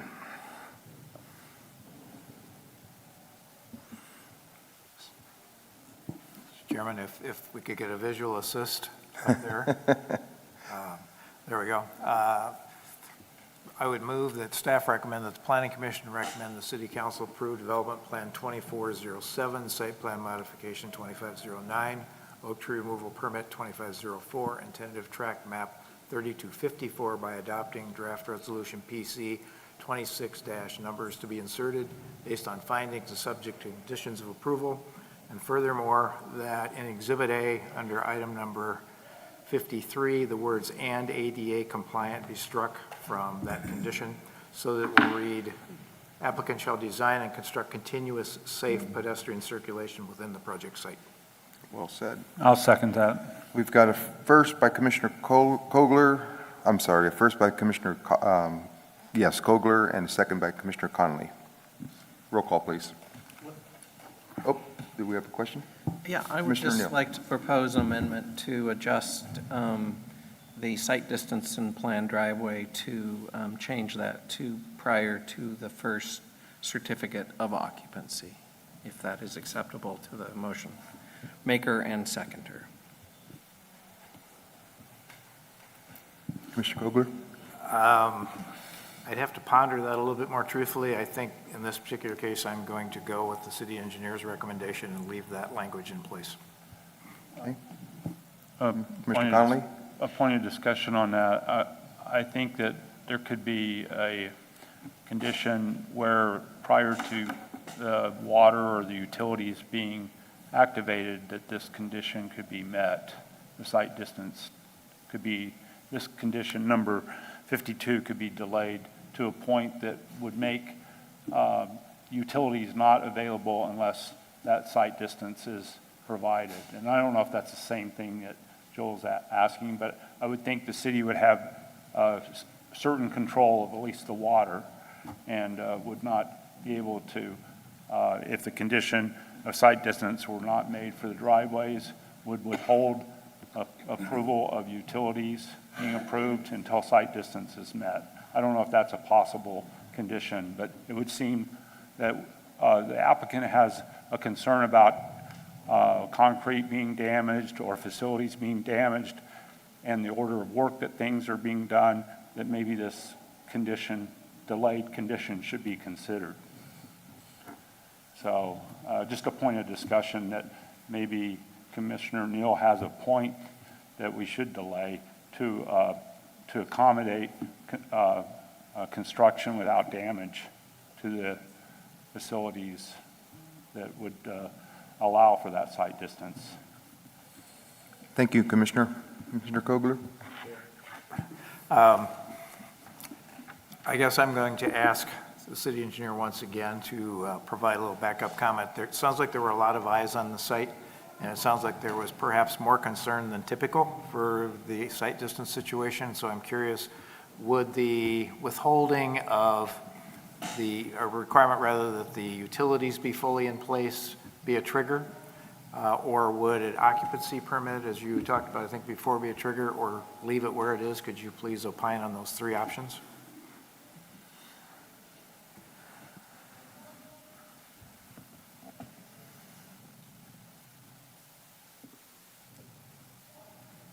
Staff's recommendation is still to hold it to building permit issuance. Also keep in mind that there could possibly be construction equipment as well using the driveway. There's a curvature in the road at Creston Road that is quite concerning.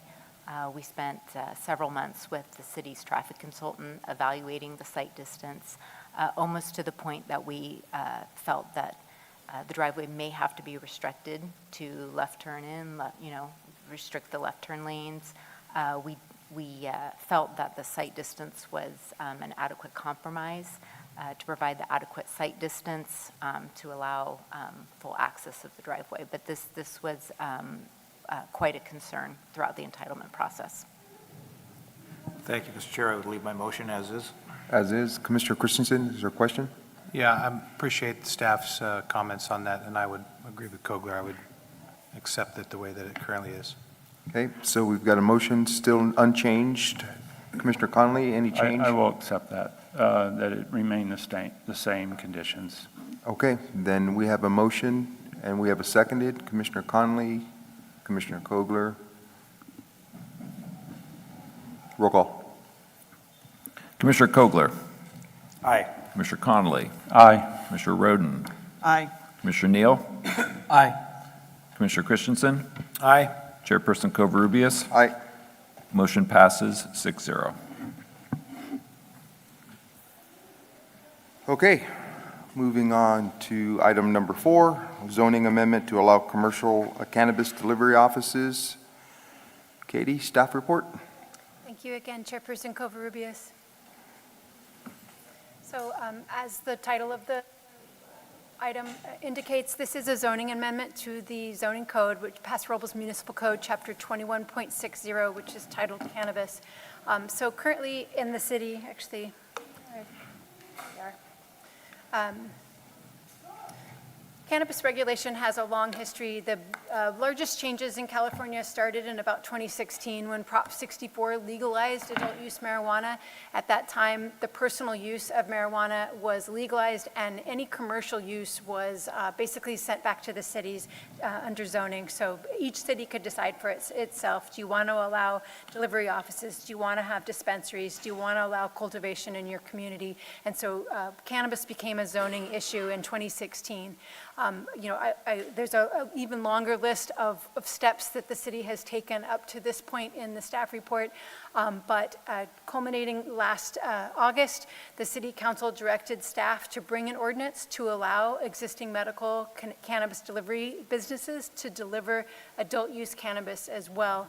One of the changes that has happened in this 10 years essentially is that the state now allows if a cannabis delivery office or a non-storefront cannabis business is located in a different city, they can make deliveries into Paso Robles. So if there's a delivery office in Atascadero or San Luis Obispo or in King City, and that delivery office is able to deliver commercial or adult use cannabis, they can come make deliveries in Paso Robles. The delivery offices that are currently located in Paso Robles are only permitted to deliver medicinal marijuana to cannabis. And so there's a disparity between the folks who have local businesses compared to those who have a physical location outside of the city, drive into the city to make deliveries. So the council directed in last August that an ordinance be brought to allow our existing delivery businesses to also deliver adult use cannabis. Currently our cannabis regulations allow those delivery offices to be located in the Riverside corridor, which is the Lavender area along Riverside Drive, and then in the commercial light industrial zoning district, which is the C3 zone, primarily located around the intersection of Golden Hill and Highway 46 East. So these are the two areas where it's been possible to get a CUP for a medicinal delivery office. The Planning Commission has approved 2 CUPs for cannabis delivery offices over the years, the yellow square and the blue, that's a star. The yellow star and the blue star where we have existing cannabis businesses. The first was issued to Dubs, that orange star. They were the first CUP issued, and then a business at the blue star was Kinfolk Holistics. They've never, as far as I'm aware, opened their doors, but they do have a conditional use permit at those 2 locations. This map was included in your staff report. It also shows the same zoning districts, the C3 and the RSC zoning districts, but it also maps out what are quote-unquote sensitive properties. They include schools, daycares, and parks. And then the red line around those is a 600-foot buffer. And as we jump in, we'll see that the standards include that buffer. And so in addition to the zoning districts, you also can't place one of these delivery offices within any of those red circles. Oh, and I forgot I have a zoom in. Because you can only go into the Riverside Corridor and the C3, this just gives you a closer look. I probably should have put this as one of the first slides because I think, I've referred to adult use cannabis in multiple ways already in this report. Sometimes adult use cannabis is referred to as recreational cannabis or commercial cannabis, and it is in contrast to medicinal cannabis. So medicinal cannabis has to, the patient accessing medicinal cannabis has to have a physician's recommendation, whereas adult use cannabis is more recreational, and it is, but the official term is adult use cannabis as it's used in our proposed, the proposed amendment to the zoning code. In addition, another important definition is the non-storefront retail or non-storefront retailer. These are these delivery offices. It is not a dispensary. That's not what's being considered this evening. You don't go to this business to make a purchase. You call the business or make an online order, and the order is delivered to a different location, typically at your home. So those are 2 very important definitions to consider as we have our discussion this evening. The zoning amendment, there are a lot of track changes in the amendment. They are largely to change definitions, to change the order of how the ordinance reads, but the substantive changes, the first would be the main one, which is to allow up to 3 non-storefront retail businesses, these delivery offices that would allow deliveries of both medicinal and adult use cannabis. So both medicinal and recreational cannabis, those conditional use permits could allow both or either. Of course, conditional use permits are under the purview of the Planning Commission, so if we received additional applications in the future, those would come to the Planning Commission for approval. The zoning amendment also would include a 600-foot separation. We saw the map of properties that would be impacted. Today, there is a separation requirement to schools and daycare centers and youth centers. This would add that separation requirement to public parks and city-owned parks. The planning staff is recommending additional limitations on signage. The proposed amendments would restrict on-site signage to no more than 20 square feet for all signs that are proposed on the site. It would also preclude the use of any highway-oriented sign or off-premise sign like a billboard or any other off-premise sign. So the delivery office could have some limited on-site signage. The language does also allow the Planning Commission through the approval of the conditional use permit to put additional restrictions on signage. The police department requested an amendment that would allow them right of entry. The Department of Cannabis Control has extensive rights of entry to cannabis-related businesses, and this amendment would allow our police department that same access without, I believe it's without warrant. And then, as I said, there are a number of definition changes, terms, references to state law, reorganizations, but the first 4 bullets really are the substantive changes that are for your consideration this evening. The project is not considered a project. The application is not a project under the California Environmental Quality Act. The city attorney has provided us language. A project per CEQA is an activity that has the potential to result in direct physical change to the environment or has a reasonably foreseeable indirect physical change to the environment. This amendment in itself is not a project. It will not result in physical changes, and any future project that included new construction would be subject to CEQA, and we would analyze any new building that is proposed for some future cannabis business. And a project also excludes organizational or administrative activities of governments that do not result in direct or indirect physical changes. Essentially, if an application does not cause physical changes to the environment, it's not a project as defined by CEQA. So this project is statutorily exempt from the California Environmental Quality Act. Limited findings have to be made by the City Council, and I should say this is, of course, the City Council has to act. So again, the Planning Commission is making a recommendation for these amendments. The City Council ultimately in the resolution that's in front of the Planning Commission this evening requires you to find that the amendments are consistent with the general plan and with the Uptown Town Center specific plan. That the amendments would not be detrimental to the public interest, health, safety, convenience, or welfare of the community. And finally, that the amendment is internally consistent with other applicable provisions of this zoning code. Staff is recommending that the Planning Commission can make these findings and ultimately make a recommendation to the City Council.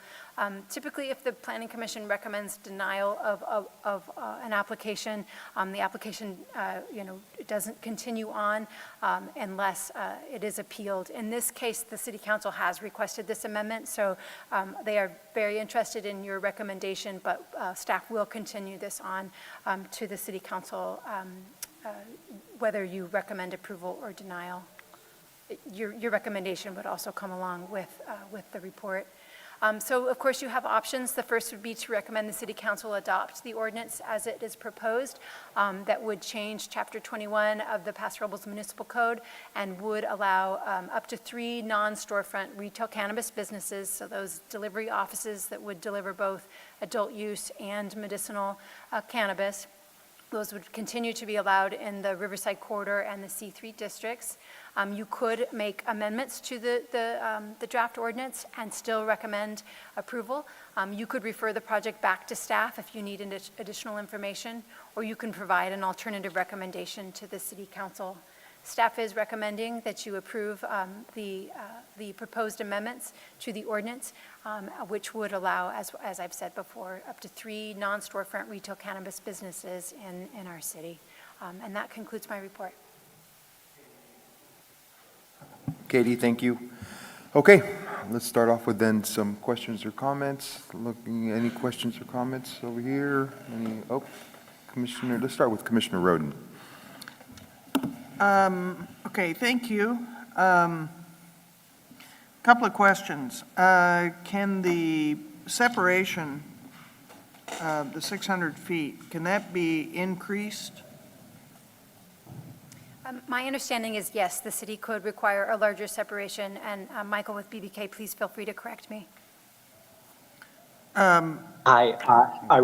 I will defer to my colleague, Jill Tremblay, who's also on the call to answer all cannabis ordinance related questions.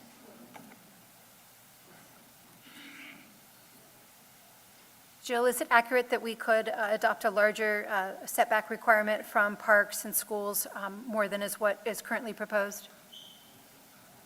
Yes. Hi, good evening, Chair and Commissioners. Jill Tremblay, Best and Krieger. Yes, that is correct. Cities can increase the distance, the radius, and can also decrease. Some cities have made findings to decrease that 600-foot radius. I had a little difficulty understanding that. I heard the yes, it can be increased, but what was the last part?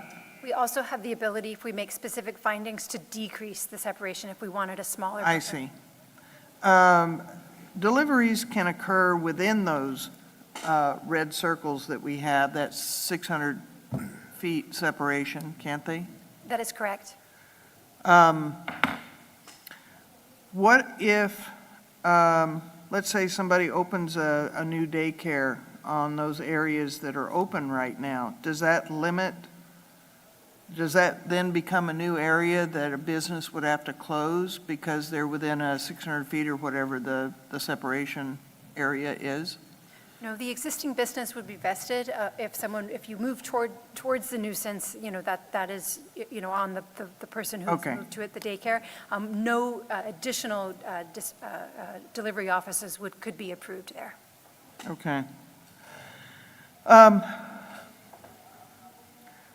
I don't like the stuff, but unfortunately, we're dealing with a situation where it's allowed, and others are profiting outside of our local area, and deferring, not reporting a lot.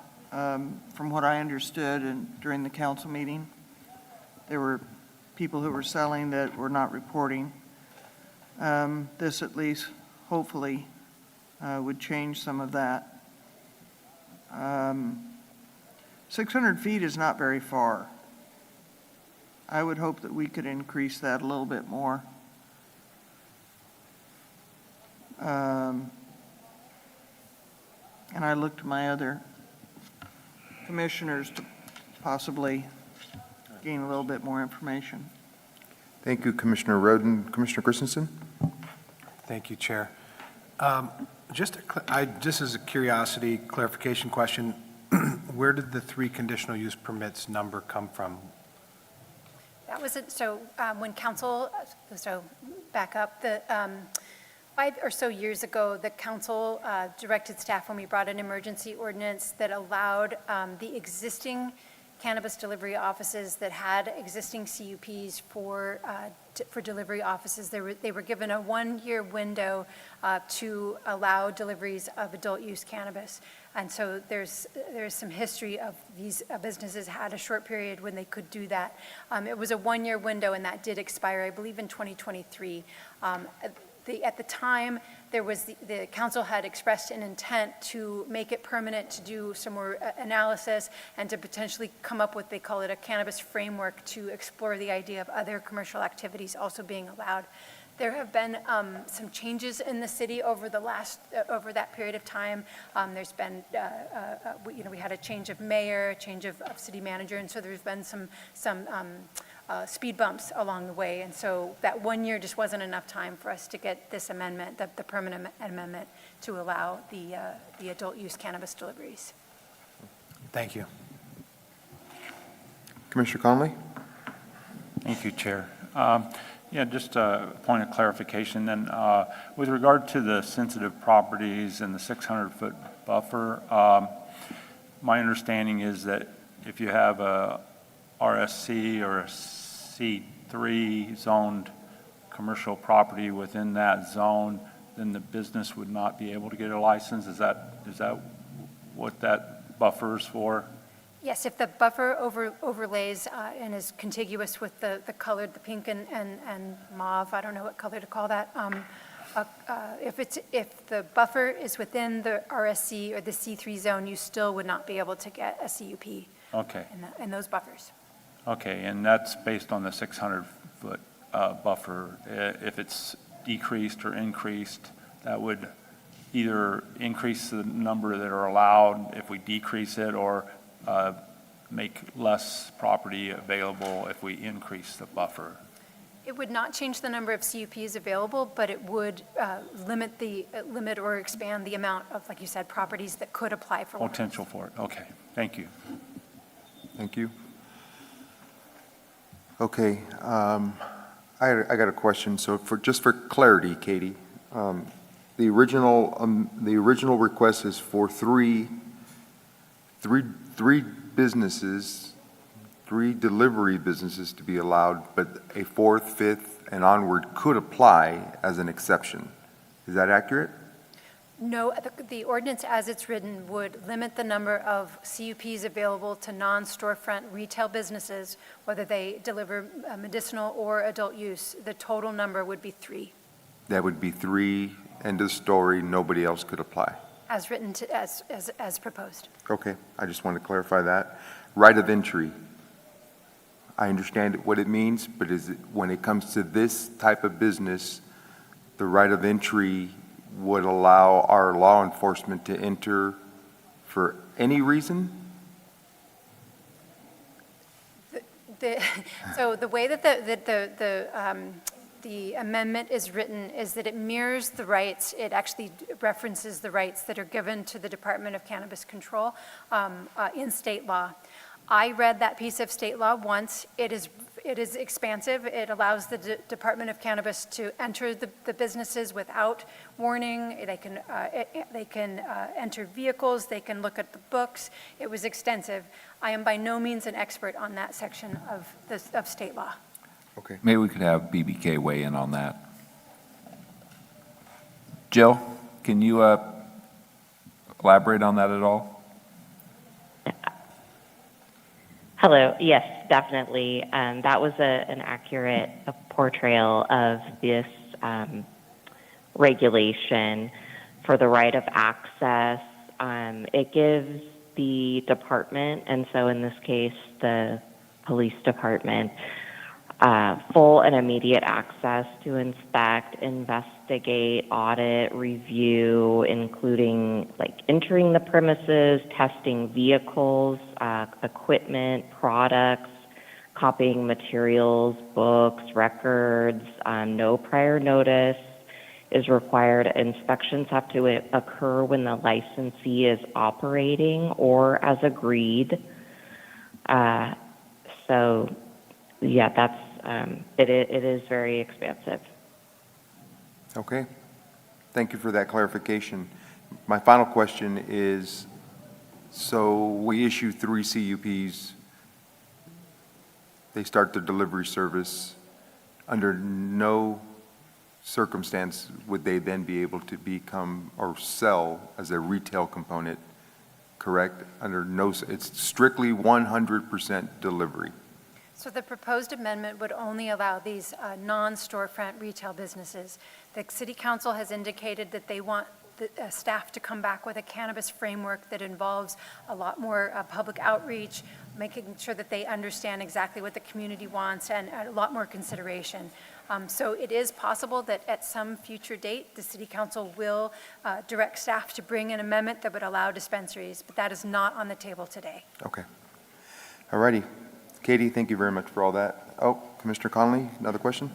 Well, you raised a follow-up question that I just thought of, and with regard to the magic number being 3, and I understand there's one already approved, but if I'm not mistaken, but what happens if all 3 of them are in the C3 zone or all 3 are in the RSC?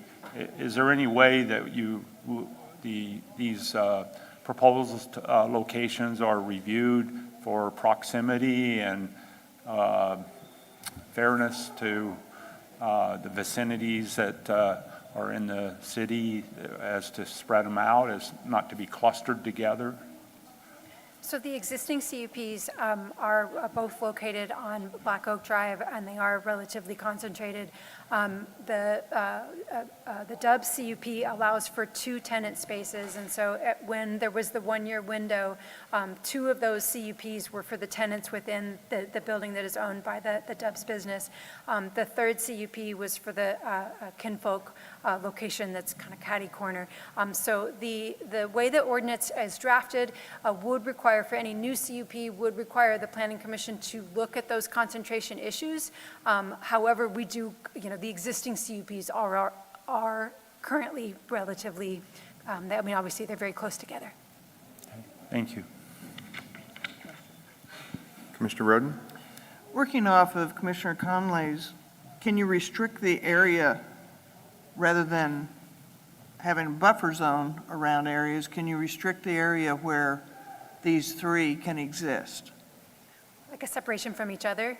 No, I mean in one area, one specific area. Instead of, right now, they could be located on Union Road or Walnut within residential areas, right? Currently, these are the 2 zoning districts where you could apply for a CUP for a medicinal delivery office. The ordinance is written to continue to allow those zoning districts, but yes, the city doesn't, we could restrict further the area that are eligible to apply for a new CUP. Well, that might be a city council thing, but I just wondered. Okay. Commissioner Kogler? Thank you, Mr. Chair. So, understanding, Katie, is there have been 2 permits issued, one's operational, there's one yet to go. There are no restrictions, though, on the amount of out-of-community non-storefronts that can deliver to Paso Robles, is that correct? That's correct. If a business has followed the rules of a different jurisdiction, followed all the state rules, anybody can come and deliver within the bounds of Paso Robles. Does that generally hold true for our neighboring communities too? Can these businesses in this community go into others? That is a statewide regulation. Thank you. Sorry, Katie, clarification. I understand it's 3 CUPs that can be issued. Does it matter if the business is owned by one person, all 3? Or do they have to be 3 individual owners? What happens if one buys out the other, now you have, the same owner has 2 or 3 different locations?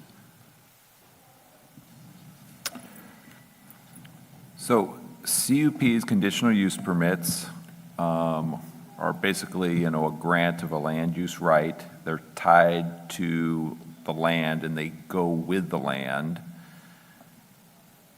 So there wouldn't potentially, if they were approved on different properties owned by different people, but at some point they became owned by the same individual, there isn't anything, I think, legally to prevent that from happening. Because they're CUPs, they're property rights, they can be, bought and sold. Okay, so if they can be bought or sold, regardless if it's the same owner or individual owners, it's 3 CUPs, 3 locations.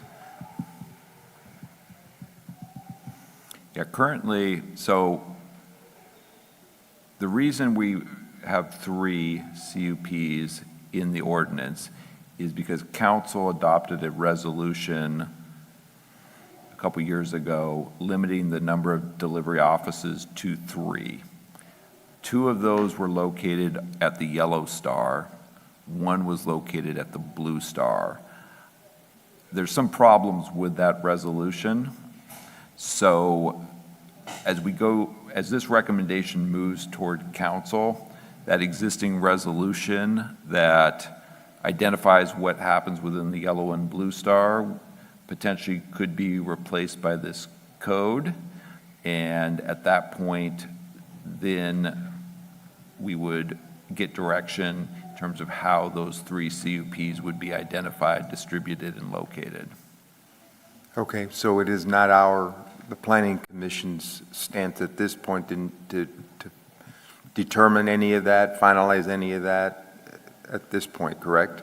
Well, you're being asked to make a recommendation on everything before you in this ordinance. So that part of it is this potential 3 conditional use permits. So you have discretion to recommend a different number or endorse this number. So you are making a recommendation. The council is going to ultimately make the decision they see fit. But the commission can make recommendations on any of these items to the council. So if you want to recommend the council consider different standards for any of those, that's what we're asking you to do. Okay, appreciate that.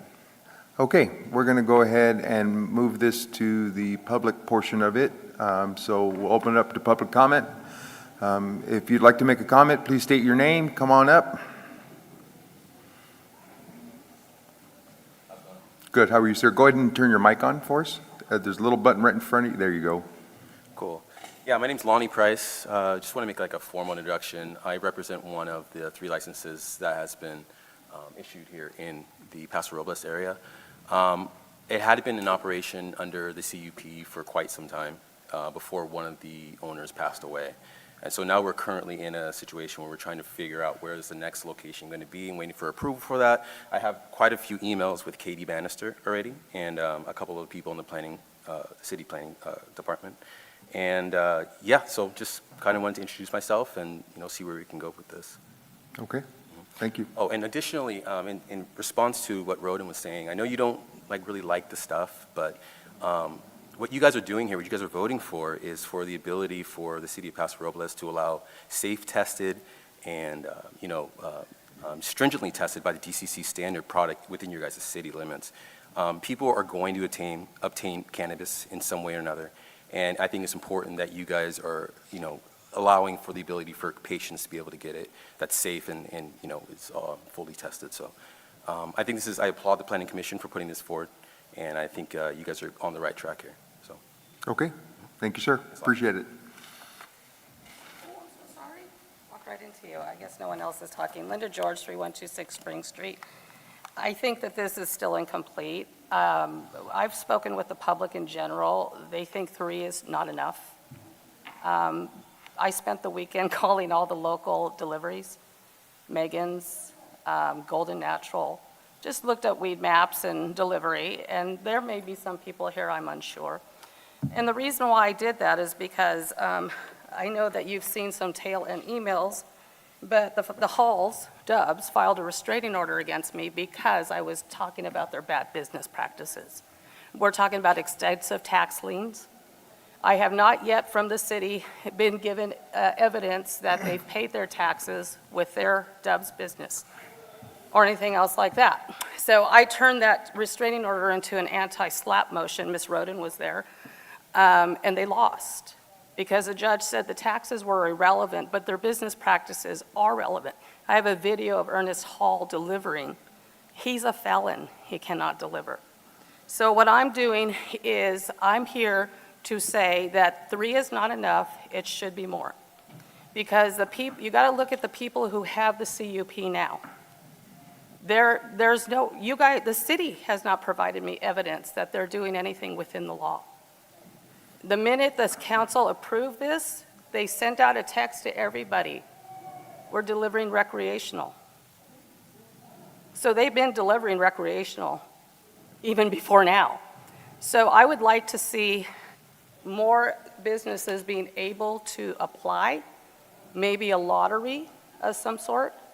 What happens when one does fail, you guys decide. Enforcement has always been an issue in previous council meetings. So it would be really good to see more, at least 5 is what people have said to me, and reputable companies. I still haven't gotten a tax breakdown of who paid taxes. At the last city council meeting, one of the vendors said, I paid the $60,000.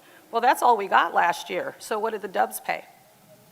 So I am here to urge you to pull their CUP and give it to legitimate business owners that deserve it. Thank you.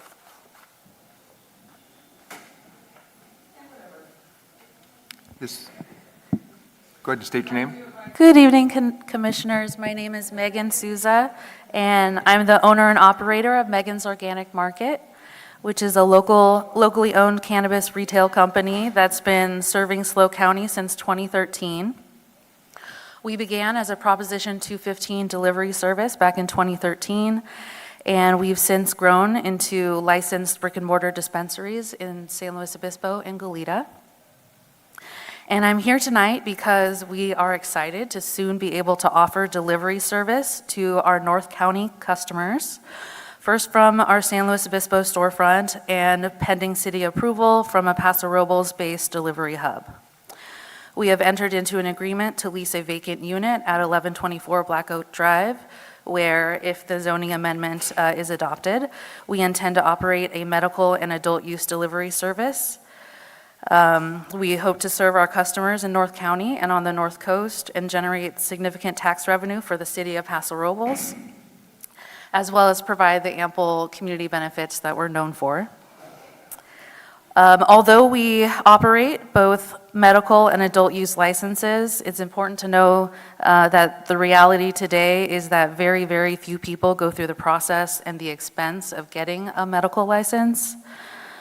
Many patients, especially seniors and people managing chronic conditions, now rely on the regulated adult use market for what is still for them medical use. That's why we call it adult use, not recreational, because adults are using it often for non-recreational uses. They just don't have a medical license. These folks are now relying on the adult use market even though it is for them still medical use. And because of that shift, delivery has become truly essential as it assures people with mobility challenges, transportation barriers, and those living in the more rural North County areas. It allows them to access cannabis safely and legally. So thank you very much for your time and for your consideration of the zoning amendment tonight. We respectfully hope that you do approve. Thank you. Good evening. My name is Grace Hall. I'm the owner of Dub's Green Garden. I also own the building located at 1124 Black Oak Drive. Just for the record, my husband, Ernest Hall, is not a felon. Linda George's husband is a felon. Besides that, all I would like to say is I hope that you approve this amendment before you. And then I would just like a little clarification. In 2019, that's when we received our DCC license with the Department of Cannabis. And at that time, well, before that, we got a CUP that covered 1124 Black Oak. We have 3 legal units there. And at that time, the CUP stated that all 3 units could be rented out or leased out to Cannabis Delivery Service Medical at that time. Since that time, I've rented to 2 tenants, Leaf of Life back in 2020, and they were there about a year. And then I rented a unit to Send It from, I believe it was 2021 until the untimely death of the owner of Send It. So I just want to know, with moving forward with this, with the 3 CUPs, I know I have a CUP that blankets the building that I own, but how does that work with prospective tenants? Because I've signed an agreement with Mega's Market, who is ready to move forward into one of those units and open up a cannabis delivery service there. So that's my only question to the commission, and thank you for your time. Thank you.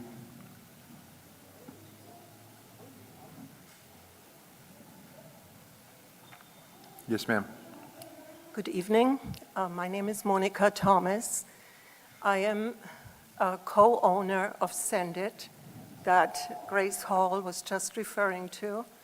The untimely death of my dearest son and co-owner of Send It in November 2024 through our non-storefront delivery service for turmoil, as you can imagine. My son, and I supported him, went through the arduous process of getting the license, the state license, to be a legal non-storefront delivery service in 2021. I never knew what an ordeal it was, and at the time, it was just important to me that he was licensed, that he wasn't going to be in the black market. I felt it was safer for him, safer for the customers to know that they get a safe product. He operated his business, and I supported on the paperwork end from 2021 to 2024 under the CUP of Dub's Garden, which is 1124 Black Oak Drive.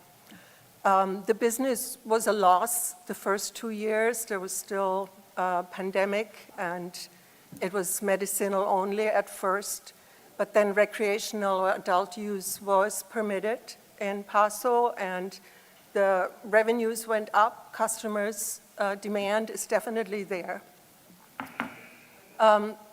My concern is currently in 2025, our business is now not operating.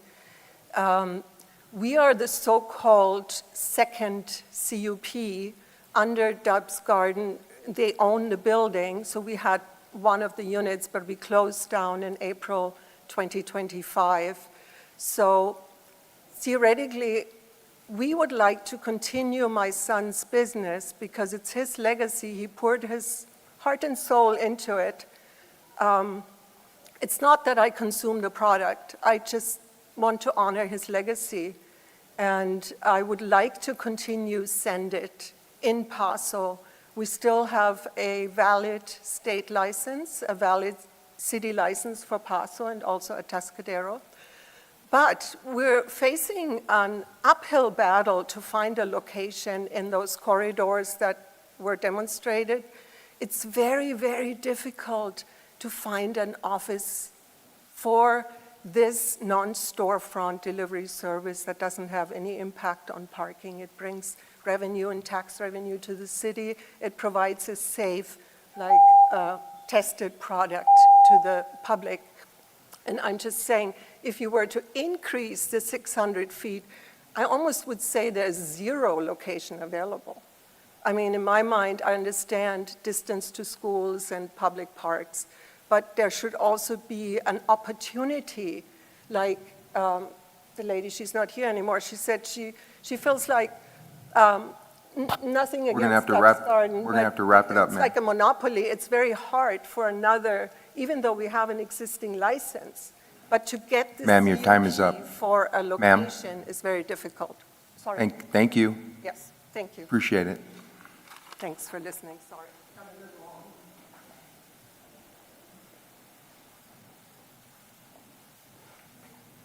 Hi, my name is Deborah Scarborough. I'm a resident here at 1233 Olive Street. I am hoping that we can have Megan's here because I know that that's a very, they're a very reputable and reasonable and responsible company. I'm a big fan of theirs, not because I use it a lot, but because my mom actually does. And it would be really great for our city to have the income from these companies up here. Thank you. Thank you. Any other comments in the audience? Seeing none. Marcy, any callers? Yeah, just one moment. Okay. Caller, can you hear us? Yes, I can hear you. Go ahead, state your name. My name is Michael Rivera. Can you hear me? Yes, go ahead. Okay. First of all, the evidence is becoming much more clear that cannabis is a product that is injuring people in many ways. Young people who brains are still developing, older people who are seeing symptoms of psychosis and other issues emotionally, and just in the general public. I think that the staff had indicated that your job is to look at the health and safety needs of the city of Paso Robles. And I think that there needs to be a lot of thought given to the fact that there are lawsuits currently being filed related to cannabis in the country. And I think it's not going to be too long before you start seeing lawsuits happen in cities and counties in California. I would, this is also disturbing because I think this is another step towards the possibility of storefronts.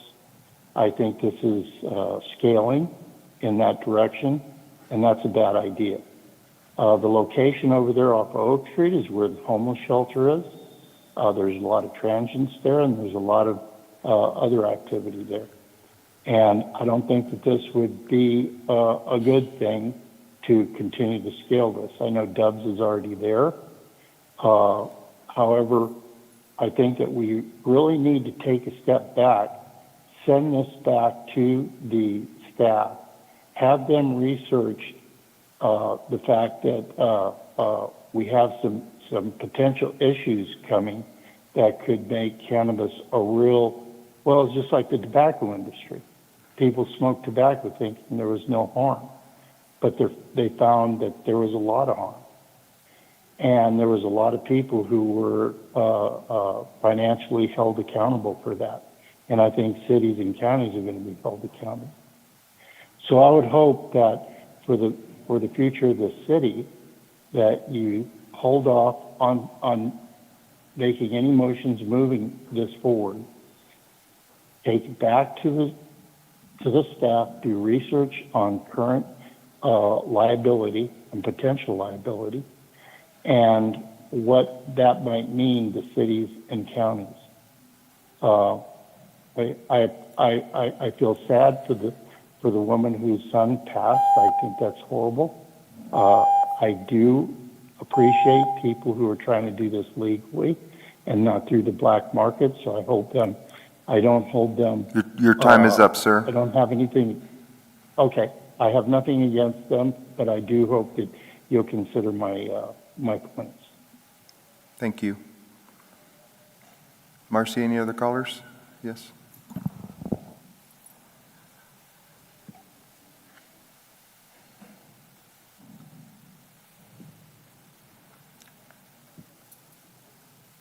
Caller, can you hear us? Hello? Yes, I can hear you. Am I on? Yes, go ahead. All right, thank you. My name is Jan Albin. I live in a senior community, and I will tell you that the majority of the senior community I live in is partakes in cannabis, and I am in favor of all things cannabis, and am waiting eagerly for the day that we have a dispensary here. As a matter of fact, today I was in San Luis, and I stopped by Megan's Market to make my purchases. But my main point about calling is that I'm really confused about why we are limiting delivery services. We have dozens and dozens of companies that come up from all areas, as far away as Lompoc, as a matter of fact. And certainly a lot of them from San Luis and Morro Bay come up here to the North County to make their deliveries. So I'm wondering why we're letting those people come up here with absolutely no regulation of the number that can come up here and deliver, but we're regulating, and we want to limit the number of people who here in the North County who can deliver. And I don't understand that. Why would you allow everybody else in the world to come up here and make a delivery, but restrict the people here in the North County? All of the money that people are spending here on delivery services goes somewhere else. You know, the revenue goes somewhere else. The taxes go somewhere else. The people who make those deliveries and make the money spend their money somewhere else. So I'm curious as to why we've limited this to only 3 delivery services. If I had choices, I would say open the door. What do you care how many delivery services you have? You will drive out the people who are coming from other areas and keep the money here in Paso Robles. So that's my opinion on that. And again, I'm looking forward to the day when we have dispensaries and we don't have to worry so much about who's delivering where. So thank you very much. Thank you. Marcy?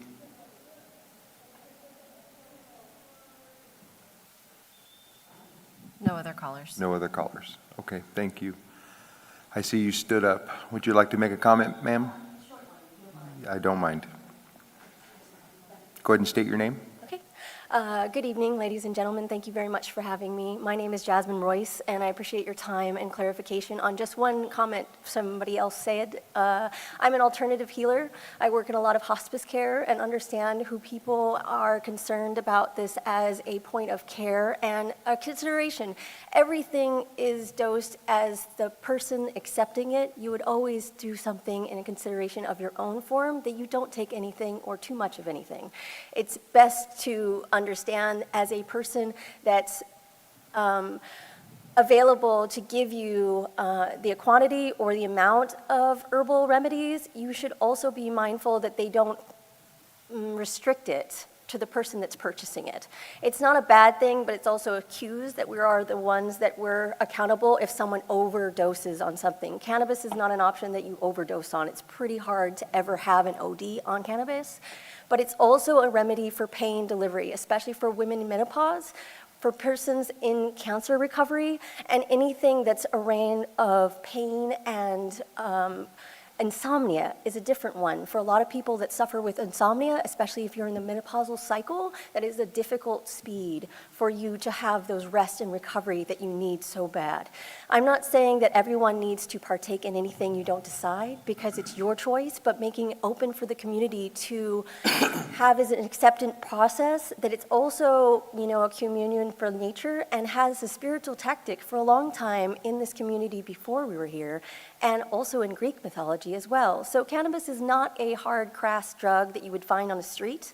Having license and registrations and also legal proximity is important to make sure that we're above board on every regard. So I advocate for you to be open to the idea of it, and also words of advisement to make sure that you're open to the idea, but also restrict it in your community that you feel safe and heard. Thank you for your time. Thank you. Okay, we're going to go ahead and close the public portion of that and move it back to the commission for final questions, comments. Commissioner Roden. Thank you, Chairman. I want to make it clear, whatever my personal feelings are has nothing to do with the decisions today. We're talking about following the law, regardless. Right now, there seems to be not an equal stay because others can still sell here. We're not talking about limiting. That's not our purview, whether it can or cannot exist. It exists. It's just how we exist in our own town. And it comes down to, for many people, do we allow the taxation to go elsewhere, or do we collect it here? And that's kind of the bottom line of what we're talking about right now. As far as how many deliveries, I think we have 3 CUPs right now. I don't know that any of them are operating, but before we expand on that, I think that's a good starting point. And that's about it. Thank you. Commissioner Connolly? Thank you, Chair. Unfortunately, I've been involved with a close member of my family who had cancer and no longer with us. And I know there's an element out there with an aging population where they need they need some pain relief, and this is an alternative. They need something available to them, and this is the answer for some people in pain regulation and anxiety and other things. So I really think we need to support cannabis and in a responsible way. And in so doing, we need to consider also potentially other vendors from outside the city limits not doing it in a responsible way. And so I really think that the number 3 is a little arbitrary, and I would like to see that there be some type of balance between the zones that we're talking about, the C3 and the RSC, I believe it is, that there be maybe 2 for that one area and 2 for another so that it's balanced out. So I'm concerned about clustering them together so that whoever gets approval first and second and third may be from the same area and not spread out. So I would suggest that there be 2 in each of those zoning districts so that it keeps it from being spread out. But that's just me. And I think it's better that we consider that than have more vendors from outside the city limits coming in and taking up that demand. I don't know if there's some type of analysis based on use or need, but we have a growing, aging population, and I think the need will increase, and therefore the need for non-storefront sales points may be considered to be increased as well as the city benefiting from that.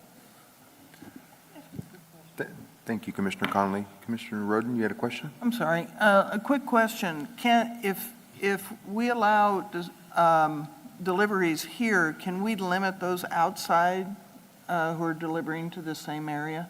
Or is that, you don't have any control over that? No, that's all granted by the state. Gotcha. Commissioner Kogler? Thank you, Mr. Chair. All of us, I think, have various degrees of familiarity with the topic. I'm not an expert in this by any means.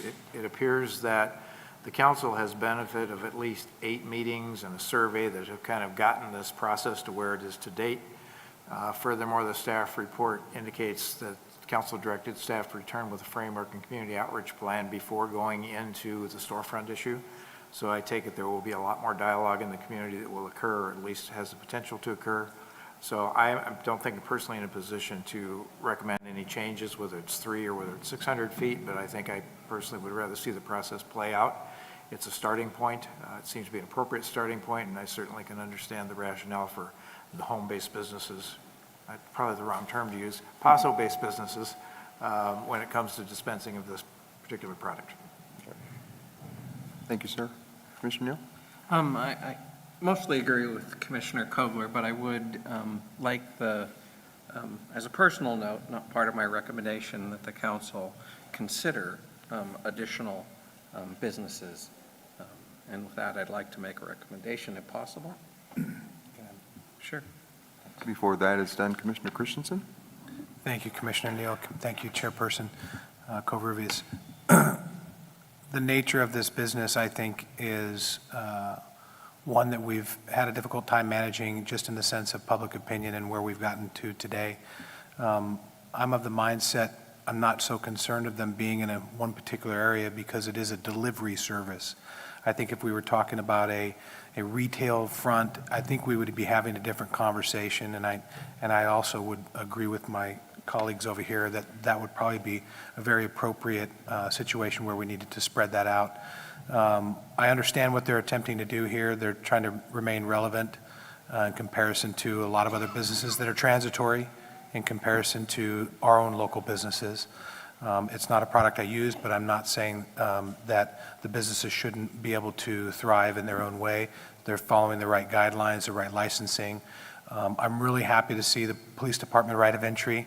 I'm sure that they would cooperate. I think we have such a nice community-driven department that there's going to be relationships built there, which will help this process move along and hopefully show the city council what it's capable of achieving. I am of a mindset that I would like to recommend to the city council, and maybe it's not appropriate to make a change in this amendment, but personally I believe that we should have some other consideration of more than 3 units, because I feel that we're creating an anti-competitive nature by allowing just 3. As Commissioner Covarrubias brought up before, one single ownership could own all 3 and snuff out, it'd basically be like an antitrust situation where no one else could ever compete. I feel that, managing the location of these spaces has also created, just by nature of location and the surrounding areas and the way our city's laid out, restrictions on where these types of uses are allowed. Being in real estate, I can tell you that it is a very restrictive environment for that. So that's an inherent restriction that I think is put on top of the use or the business use, and in itself limits the amount of these available businesses. So hopefully maybe the city council can take that in consideration. Again, I'm not sure that changing the amendment tonight is maybe the easiest thing to do, since we don't have full concession on that, but maybe adding a recommendation that the council may really assess a bigger number than number 3. So that's it for me. Thank you, Commissioner Christensen. Commissioner Neal? I'd like to make a recommendation or 2. I'd like to recommend the city council adopt an ordinance to amend 2160 of the Paso Robles Municipal Code to allow up to 3 non-storefront retail cannabis businesses in the RSC and C3 districts by adopting draft resolution PC 26-XXX based on the findings as well as considering additional businesses. We have a motion on the second. floor. We have a seconded by Commissioner Roden. Any further discussion? Roll call, please. Commissioner Neal? Aye. Commissioner Roden? Aye. Commissioner Connolly? Aye. Commissioner Kogler? Aye. Commissioner Christensen? Aye. Chairperson Covarrubias? Aye. Motion passes 6-0, so this is a recommendation that just goes on to council for final consideration. We'll be publishing notices of that hearing separately, so if you're interested or the public's interested in this item, there'll be public notice provided prior to the city council hearing. Thank you for that, Warren. There is also a sign-up list on the city's website. You can sign up for cannabis updates if you'd like for us to send you an email for the next hearings. Thank you, Katie. Okay, moving on to discussion items, consent calendar. I don't see nothing on the consent calendar. Other reports, Housing Constraints and Opportunities Committee.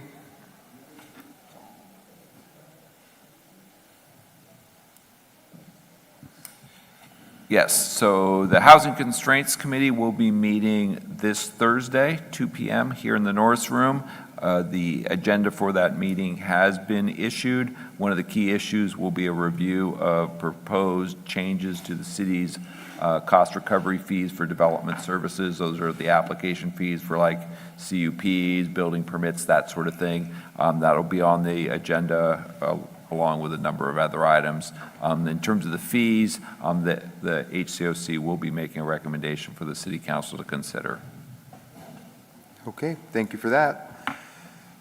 DRC Committee rotation schedule, any concerns, changes, requests? I will not be able to make the 23rd meeting, so if someone could sit in for me, that would be great. Okay. There's a request for February 23rd. Anybody fill in? I'm already there. If, I'll have to check. It's going to look really fast for you.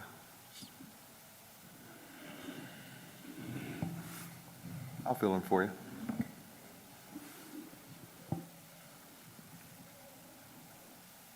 Okay. Any final planning commissioner comments? Seeing none. Staff comments? Yes, so tomorrow night will be a council special meeting to interview applicants for the 3 planning commission seats that are currently up. So Marcy, you want to give us an update just kind of on that process as well as our reorganization dinner plans? Sure. So as you mentioned, tomorrow night is the interviews for not only planning commission, but there's other multiple advisory bodies that will have interviews as well. So the applicants have all received their time slots of what time they should be here. It is in the Live Oak Room, which is just kind of across the way here at Centennial Park. We will have someone on staff to help guide and direct folks on where to go. So that is pretty much it for the interviews. The Planning Commission reorganization meeting is scheduled for March 1st. The agenda will go out shortly prior to that. We have booked the Patina Room at Cal Coast, which we've done there in the past, so I think we're all familiar. I am asking for RSVPs to be in by the end of the week. If anyone wants to bring a +1, please feel free to contact me and I can let you know the information. But we are getting closer to that, so looking forward to it. And then the annual League of California Cities Planning Commission Academy, any updates on that? I can send out, again, information on that. I know it's a little difficult when we have commissioners who are in and out, as far as who's going to be on the commission, but I'm happy to send that out again, see if anyone else is interested, and see if we can get you scheduled. The dates.